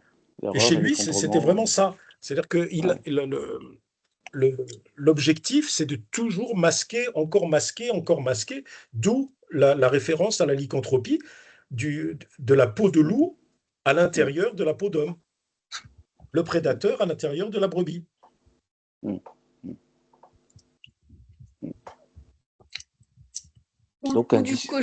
Ou du cochon qui rit, j'aurais envie de dire aussi. Ah oui, mais ça, c'était terrible, hein. Ah oui, elle adore jouer au cochon qui rit. C'est le seul qu'elle connaisse. Ouais. Cochon qui rit. Est-ce que je pourrais dire un petit mot par rapport à ce qui a été dit du traumatisme? Parce que cette question, c'est Lizzie, oui, qui parle de fantasme de disparition. Les gens qui subissent des génocides, c'est pas un fantasme. Il y a réellement eu de la disparition. Il y a vraiment beaucoup de monde qui manque pour chacun des peuples qui subissent des génocides. Des millions de personnes. Ah oui, oui, oui. Je me suis mal exprimée, en effet. Ce n'est pas un fantasme. Non, mais je pensais plutôt dans les générations. Ouais. Oui, ça peut créer ensuite une hantise dans les générations qui suivent. Voilà, c'est ça. C'est important de ne pas parler de fantasme à ce sujet-là, parce qu'on a trop souvent parlé de fantasmes à propos du traumatisme réel.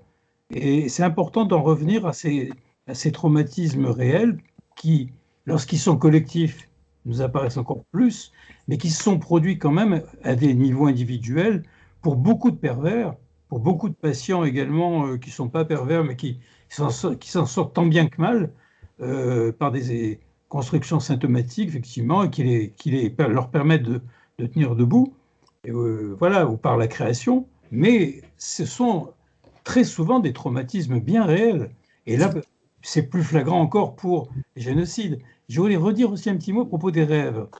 Tu as cité les rêves Jacob, les rêves de ceux qui avaient commis des génocides, bon, et qui ne font pas de cauchemar du tout. Et je pensais à Rêver sous le Troisième Reich de Charlotte Bérard. Par contre, ceux qui sont les victimes, eux rêvent, font des cauchemars répétitifs, et ils ont une prescience même inconsciente de ce qui va leur arriver, là où tout le monde autour d'eux dit « je ne sais pas ce qui se passait dans les camps », eux, ils savent bien avant tout le monde ce qui va leur arriver. Et je trouve que c'est intéressant par rapport à, finalement, cette fonction de l'inconscient qui peut savoir, ce savoir inconscient qui existe, là où, du côté du tortionnaire, qui objective totalement la victime et qui la transforme en insecte, en objet, pour pouvoir mieux l'éliminer. Enfin, c'est le mécanisme très très bien décrit. Et ce sont des animaux, ce ne sont plus des hommes. Hein. On a entendu ça encore en Israël, malheureusement. Mais c'était qu'on a entendu au Rwanda, ce sont des cafards. On a entendu à Auschwitz, on a gazé que des poux. Enfin bon, c'est toujours le même mécanisme hein, de naturaliser l'autre. Effectivement, dans ce cas-là, on évacue totalement la culpabilité et il n'y a pas de cauchemar du côté du bourreau. Et c'est bien parce que tout ça se passe dans un réel insupportable et pas du côté fantasmatique. Enfin, je voulais juste rajouter ça.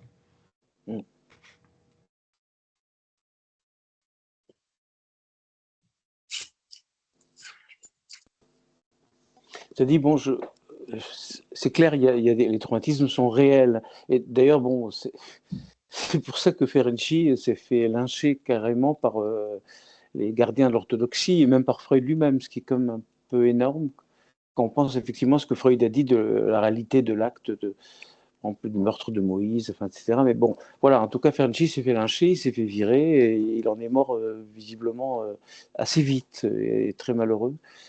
Parce qu'il voilà, il reconnaissait tout simplement qu'il y avait des agressions sexuelles très nombreuses qui apparaissaient dans le discours de ses analysants, qui disaient « j'ai abusé de tel enfant », etc., etc. Et donc, il s'est aperçu avec stupeur que ce n'était pas que des fantasmes. Et bon, un siècle après, on dirait qu'on en prend conscience maintenant, des cas d'inceste réel, de pédophilie réelle, etc., qui ont été recouverts, dissimulés ou encensés parfois. Voilà, bon, mais je veux dire, je pense que c'est très important cette idée que même si le traumatisme est réel, comme tu dis Patrick, ça crée une hantise, ou des fantômes psychiques dans les générations suivantes. Hein, je veux dire, un génocide, c'est une machine à produire des fantômes, très profondément. Pas des fantasmes, non, pas des fantasmes, des fantômes. C'est-à-dire des morts vivants dans des cryptes totalement retranchés, indicibles. Et ça se poursuit de génération en génération. Hein. C'est peut-être même en s'aggravant, d'après certains spécialistes là, des traumatismes transgénérationnels. J'ai lu, ça se discute. Enfin, j'avais lu des textes là-dessus, enfin, des gens qui disent, bon, ben, au fond, celui qui l'a pas vécu, le traumatisme est plus violent que celui qui l'a éprouvé. Ça se discute, hein, ça se discute. Mais c'est possible qu'un traumatisme, de génération en génération, en étant de moins en moins dissible, de moins en moins nommable et représentable, produit des effets toujours plus mortifères, sur au moins 3 générations. En disant ça, parce que Georges parlait de la Bible tout à l'heure, mais là, on n'est plus dans les évangiles, c'est bon, le Dieu qui poursuit jusqu'à la 3e génération. Ouais, c'est intéressant qu'ils aient pensé ça, quoi. 3 générations.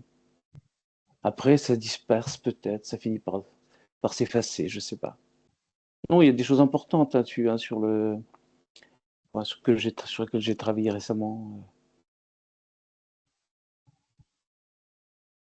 Georges, micro. Tu veux intervenir? Oui. Voilà. Deux choses. Ferenczi est enterré à Budapest, je crois, dans le cimetière de la Meute des Loups. Quelque chose comme ça. Hein, quelque chose comme ça. Il faut vérifier la traduction, mais il y a Farkas dans le nom du cimetière, hein, qui veut dire loup en hongrois. Et par rapport à notre actualité à Strasbourg, Patrick l'évoquait, nous on a la participation des médecins aux expérimentations sur l'homme. Ouais. Sur l'homme. Au Struthof, et j'ai beaucoup travaillé là-dessus. Il y a, à ma connaissance, aucun médecin allemand qui n'a exprimé de remords. Aucun médecin allemand. Et ils ont tous, et c'est ce que Thierry évoquait par rapport à Legendre, on a vaincu le nazisme par les armes, par les idées, la fac de Strasbourg et la communauté juive de Strasbourg se sont opposés aux recherches qu'on avait entamées dès les années 92 sur ce sujet, en mettant en avant le fait que les médecins ayant adhéré au nazisme étaient nécessairement fous et criminels. Alors qu'en fait, ils étaient les meilleurs médecins du monde occidental. Et que c'était au vu et au su de tout le monde. Toute la communauté médicale occidentale, en tout cas, hein, les Blancs, savaient que les collègues allemands étaient les meilleurs, le plus de prix Nobel jusqu'en 1933, et tout d'un coup, ils basculeraient dans la criminalité et la folie. Alors que c'est structurel. Cette posture, elle est structurelle. Ça renvoie à ce que Thierry rappelle du travail de Legendre et de Chapoutot maintenant. Et tous ces médecins ont été recyclés. Il y a eu ce procès de Nuremberg qui a frappé 21 ou 22 prévenus. On a dû en pendre 5 ou 6, mais tous les autres ont été recyclés par l'Occident et par l'Allemagne et ont continué à exercer et à penser comme des nazis jusque dans les années 70-75. Et ont fait école en Allemagne et dans l'Europe entière.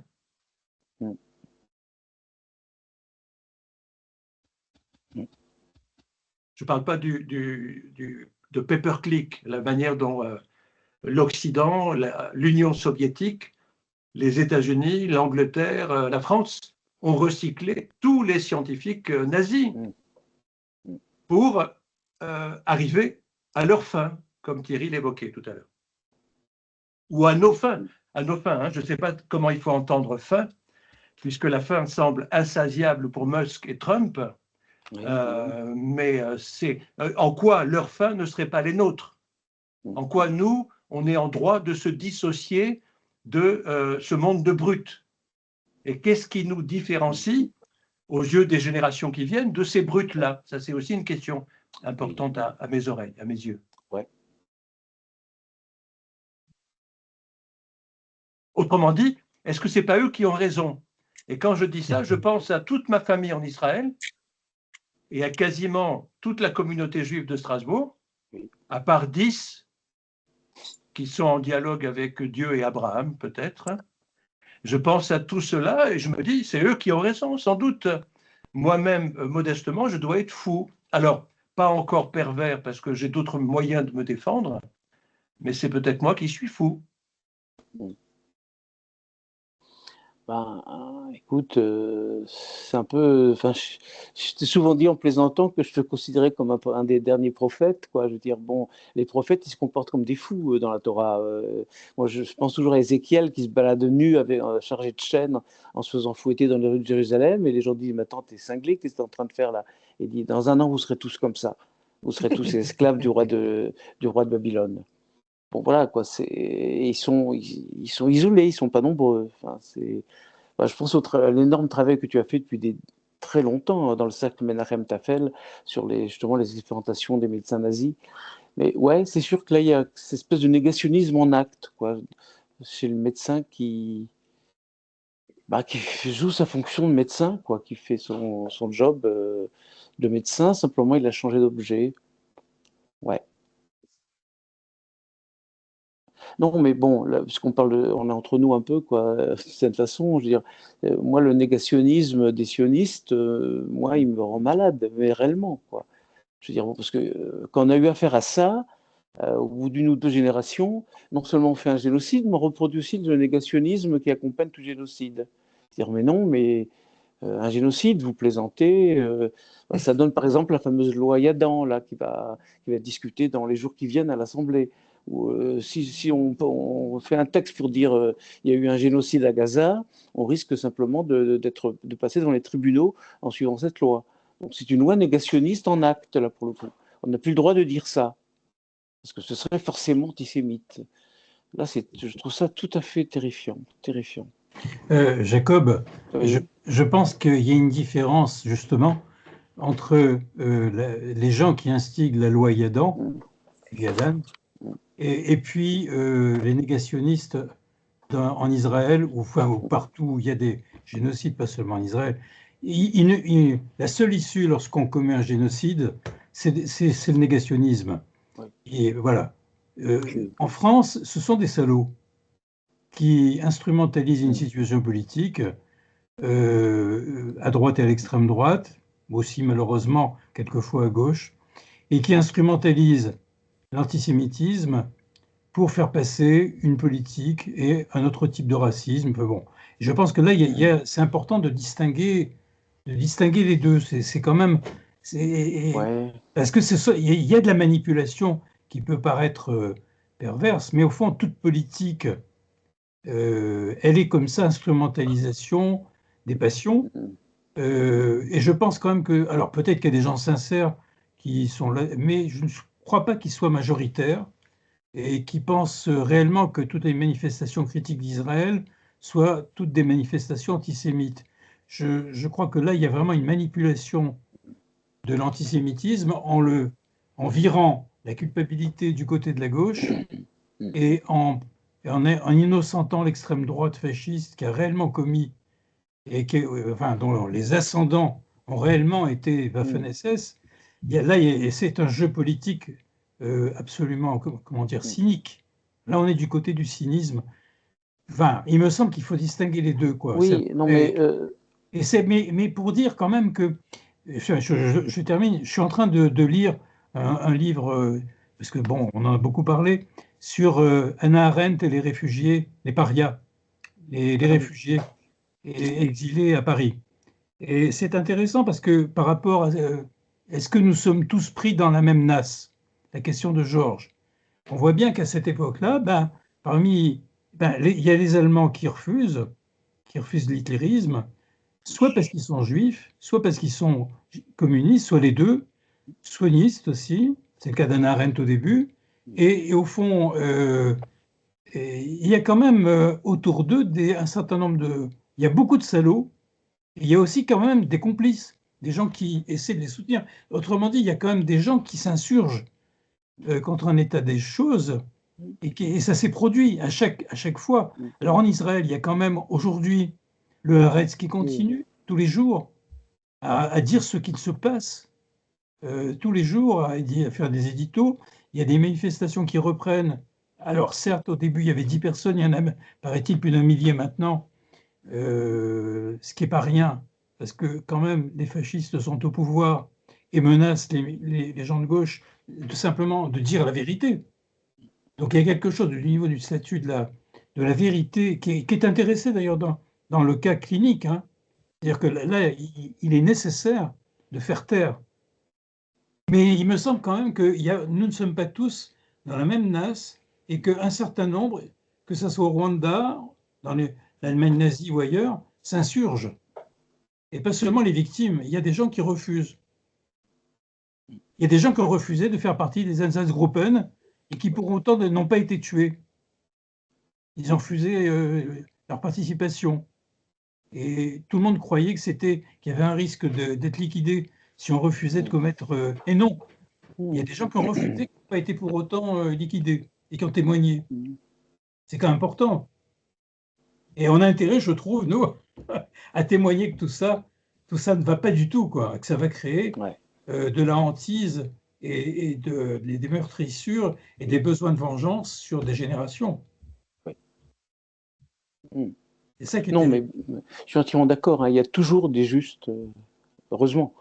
Il y a en général une minorité de vrais salauds, une minorité petite de justes, de gens qui refusent de jouer le jeu, et me semble-t-il une majorité de gens qui cherchent avant tout à sauver leur peau. Mainstream, oui. Voilà, en se masquant ce qui se passe. C'est étonnant que on est parti d'un cas clinique d'un homme en EHPAD, et puis tout à coup là, on dérive, vers l'actualité, quoi, l'actualité, dans des questions qui nous concernent. C'est intéressant, hein. Je veux dire, là, vraiment, Thierry Gendroc, vous nous avez fait, comment dire, débloquer, décrocher de la clinique individuelle vers la pathologie collective, quoi, ce que Freud appelle les délires de masse, parfois. Parce qu'il y a aussi des délires de masse ou des perversions de masse. Hein. C'est d'ailleurs très étrange, hein, je ne sais pas ce que vous en pensez, mais parce que, bon, bah, quand même, un fantasme, c'est individuel au départ. Ça s'inscrit dans l'histoire d'un sujet. Alors, c'est quoi l'effet de résonance qui fait que ça peut passer sur le plan collectif? Moi, ça reste pour moi très, très énigmatique. Qu'est-ce qui fait que des millions de gens peuvent suivre Hitler ou Trump ou Netanyahou sans être forcément des salauds ou des pervers Effectivement, bon, tu as raison, Patrick. Hein, ça serait cool si les meurtriers de masse étaient tous des sadiques, des pervers ou des psychotiques. On sait que c'est pas le cas du tout, du tout, du tout. C'est aussi des braves gens, des gens ordinaires. C'est ça qui est le plus énigmatique. Bah, c'est ça l'énigme, la banalité du mal, hein, comme disait l'autre. Ben, ce Gilbert, vous avez dit, Thierry Gendrin, vous avez dit, il banalise. C'est un discours de banalisation. Je n'ai pas associé, mais. Ah, Stéphane s'en va, oui. Bon, un problème de micro. Oui, bon, bah, banalisation, j'aurais dû associer aussitôt, mais c'est pas venu à la banalité du mal, quoi. C'est face à ça, il y a quelque chose qui est de l'ordre de la banalisation. Bon. Mais Il a dit aussi, pardon, il a dit aussi, il bannit l'analyse. Du coup, c'était peut-être ça l'association. Il banalise, il bannit l'analyse, ouais. Oui, on peut dire ça aussi. C'est pas mal ça. C'est pas moi, hein, c'est de moi. C'est Thierry Gendroc qui a. Ah oui, d'accord, je ne sais plus. La question, c'est bon, est-ce que l'analyse d'un cas clinique individuel permet de mieux comprendre les pathologies de masse qu'on est en train d'évoquer là? Visiblement, oui, puisqu'on en discute comme ça et on retrouve des phénomènes similaires. C'est pas la même chose, mais les mêmes structures se reproduisent. C'est un peu la leçon que je tirerais de la discussion de ce soir, non? Enfin, je sais pas. Par exemple, c'est juste une petite réflexion autour de ce qui se passe actuellement autour des IA.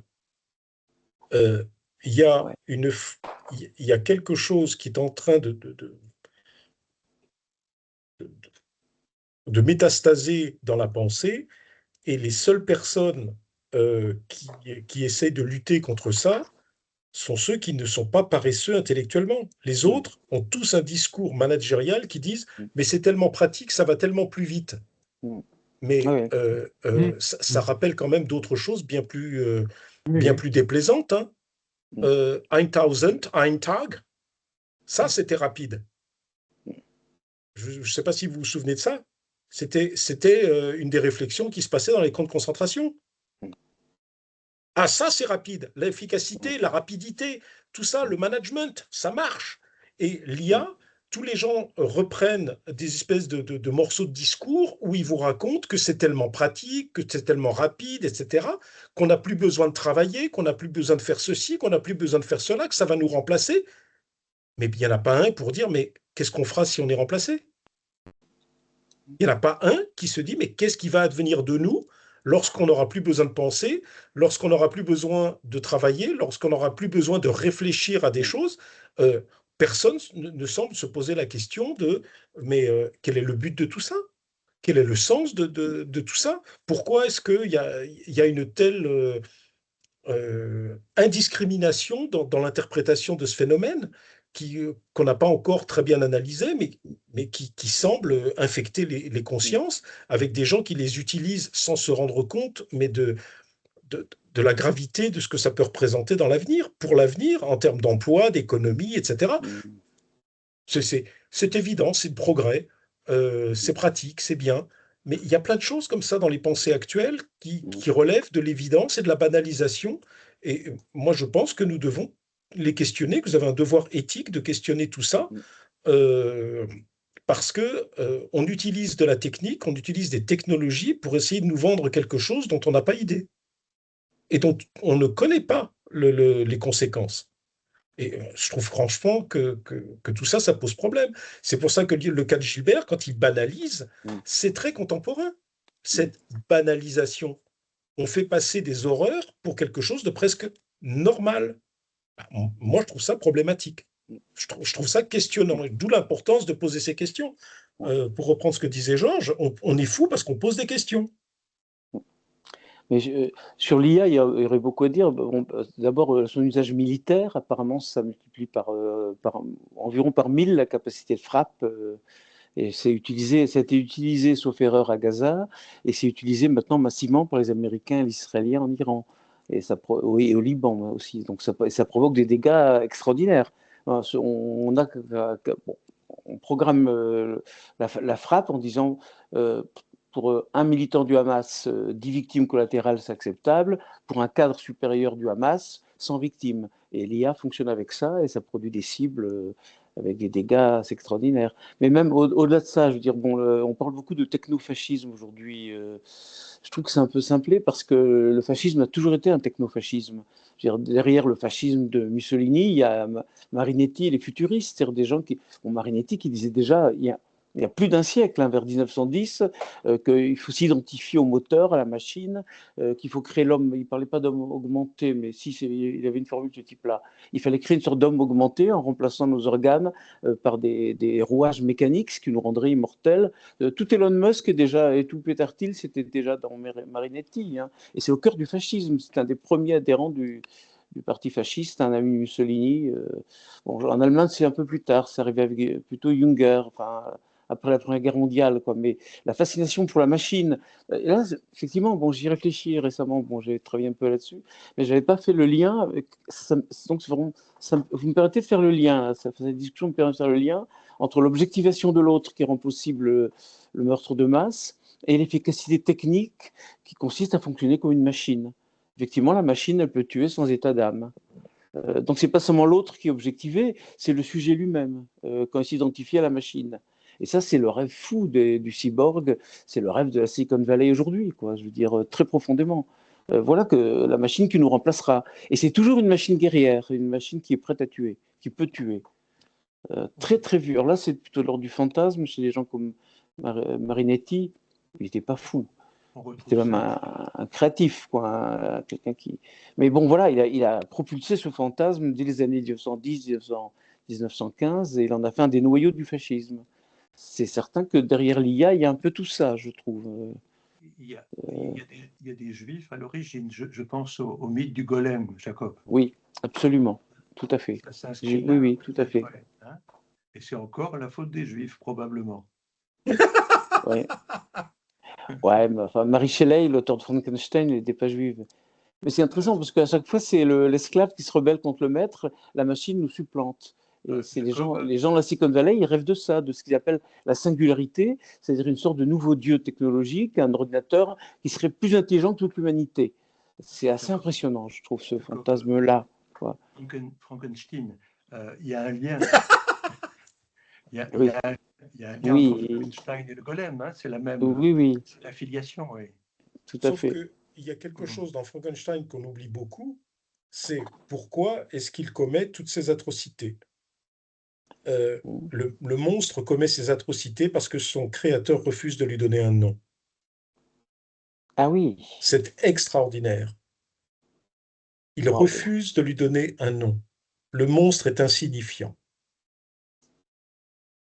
Et en fait, toute la démarche du monstre de Frankenstein, c'est de devenir signifiant, d'avoir une signification, de donner sens à son existence, jusqu'à l'exil, jusqu'à la négation de sa possibilité à se socialiser. Mais c'est de ça dont il s'agit. On l'oublie systématiquement, parce qu'en fait, les gens ne lisent pas l'histoire. Mais le monstre ne cherche qu'à être reconnu par son créateur. Il lui dit, mais donne-moi un nom. Et lui dit, non, tu es un monstre, tu es un wretched, tu es quelque chose qui n'est même pas bien formé, tu es un déchet. Et parce qu'il l'appelle comme ça, le monstre va s'identifier finalement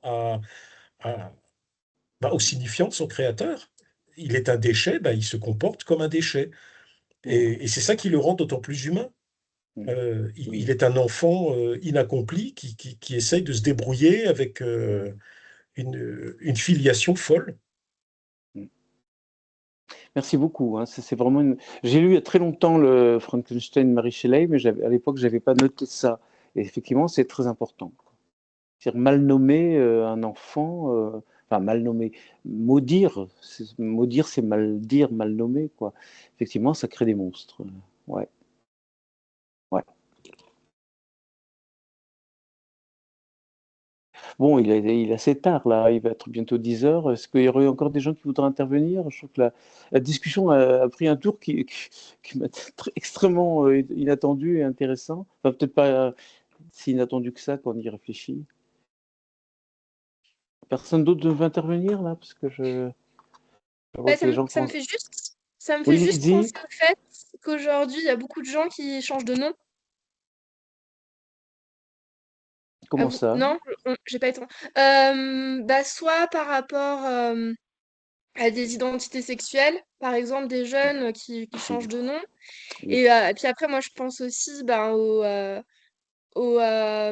à certains islamistes qui se renomment, en fait. Oui, On les appelle les oui, reborn. Donc c'est assez oui. contemporain, voilà. Oui, oui, ben, je sais que tu travailles sur ça. Bon, ces djihadistes, ils prennent tous des noms de guerre. Et ces noms de Voilà. guerre, et c'est marrant parce que c'est toujours Abu, c'est-à-dire père, Oui, Abu Jamal, Abu Djihad, etc. Quoi. merde. Mm, Il se renomme en se nommant comme père, ce qui est quand même mm. étrange. Je sais pas si tu travailles sur ça dans ta thèse, là. Un petit peu en lien avec Ouais, justement bah, le père, le retour du père de la Horde, en fait, le père idéal ou le père réel, ouais. quelque part. Ouais. Et ça, c'est comme très étonnant que le nom de guerre qui se donne, c'est le nom de papa de quelque chose. Mm. Pour des gens qui sont souvent des enfants perdus, ça a sûrement un sens. Bon, bah écoutez, peut-être, je sais pas, Thierry, vous voulez dire quelque chose? Non. Non, je Ah, crois que je me merci. suis assez exprimé. Comment? Je Oh, me non. suis assez Ah, oui, exprimé.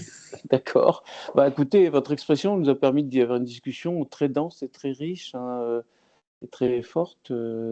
Donc, bah, merci à tous, hein, merci Patrick, merci Georges, merci Lydie, et, avant tout, merci à Thierry et à tous ceux qui sont venus participer à ce séminaire, quoi. C'est une belle inauguration, quoi, pour ce cycle, en tout cas. Merci beaucoup. Ouais. Bon, à bientôt, donc, le mois prochain. Ce sera donc Renaud Évrard qui parlera de la question de, oui, les expériences de mort imminente. Et on retrouvera Ferenczi, l'homme enterré au cimetière de la Meute des Loups, c'est ça?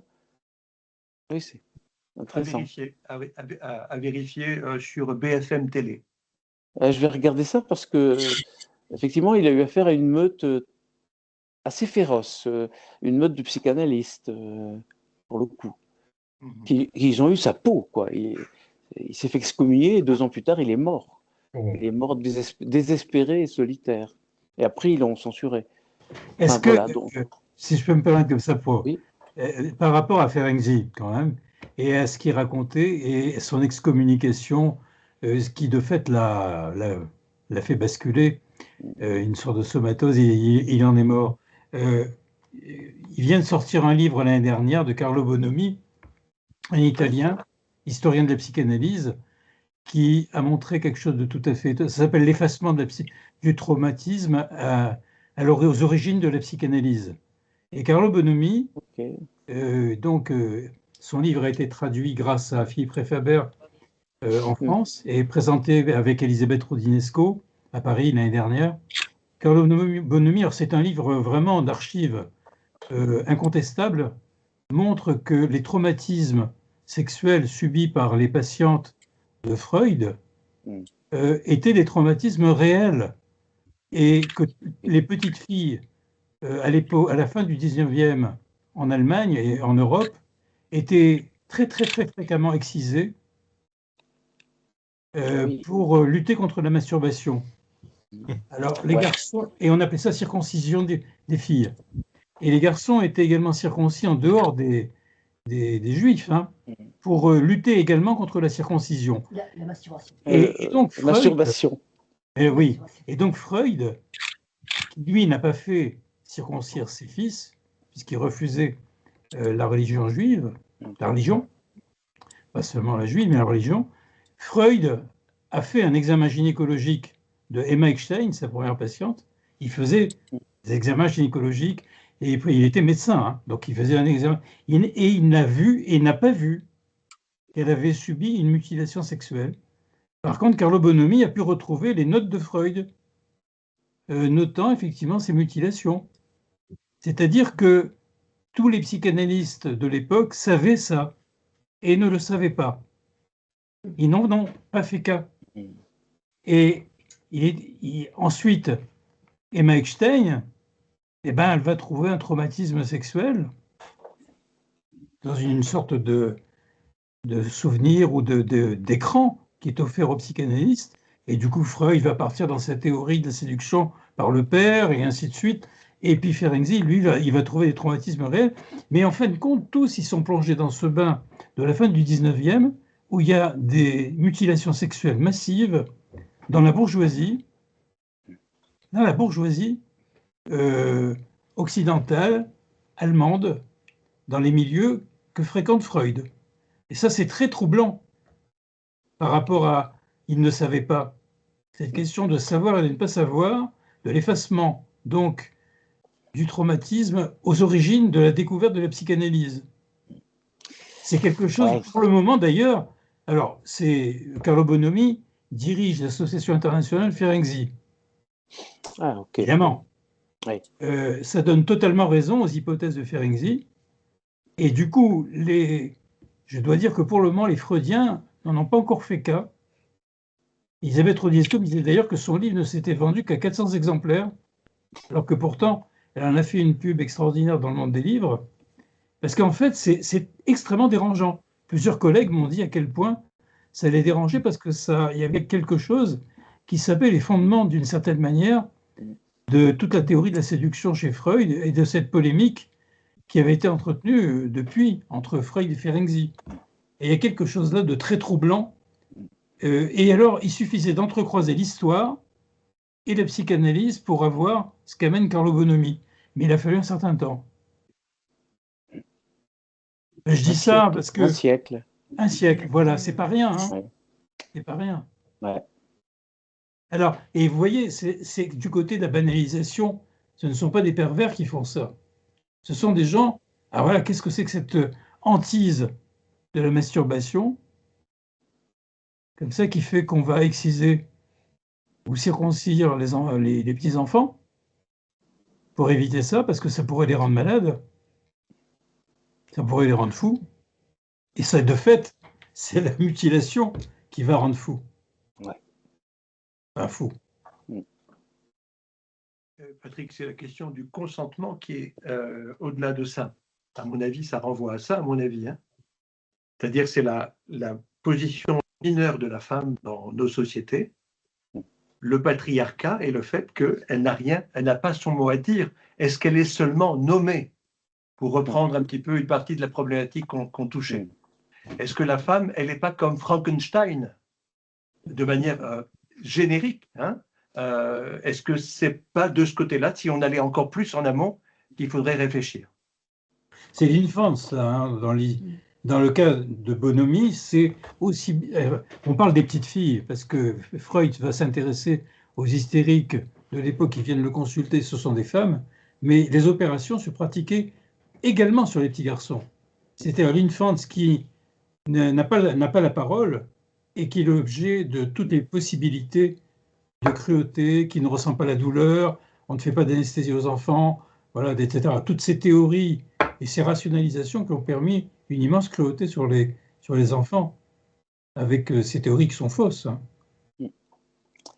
Oui, les femmes, mais en tout cas les enfants, oui. Ouais, sur l'action de la masturbation, il y a tout le séminaire de Foucault sur les anormaux qui montre un peu la genèse, cette figure du monstre qui devient le petit pervers, le masturbateur, etc. Ça reste très, très éclairant.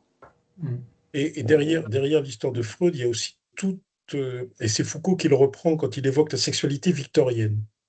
Oui. C'est très, très intéressant, parce que derrière la sexualité victorienne, il y a l'ombre de tous les mauvais traitements, tout ce que vous évoquez là, et également le développement d'un certain nombre de perversions, de perversités autour de cette espèce d'encadrement de la pulsion à l'époque victorienne. Ça n'est C'est pas le père sans de effet. Schreber. Oui, Entre autres, oui. le père de Schreber avec ses machines absolument incroyables, pour éviter que les adolescents se touchent sur leur lit. Enfin, c'est consternant. Complètement. Hein. Oui. Enfin, voilà. Bon, bah, écoutez, voilà, on termine sur Schreber, c'est pas rien. Enfin, le père de Schreber. Donc Freud ne parle pas, ou très peu. Enfin, il en parle non, comme il n'en parle pas. un grand réformateur, C'est ça. etc. Ouais. Enfin, une sorte de génie, quoi. Ouais. Bon, bref. Bon, bah, écoutez, merci encore à tous pour cette discussion vraiment passionnante. Hein. Donc rendez-vous la prochaine fois. Merci avant tout à Thierry pour avoir ouvert. Bon, bah, c'était très bien. Moi, j'ai beaucoup aimé cette soirée. Je trouve que c'était vraiment une très belle séance qui nous a Merci entraîné à vous dans tous. Merci, plein de bonsoir à directions. tous. Merci à tous et Bonsoir. Au revoir. à bientôt, à la prochaine fois.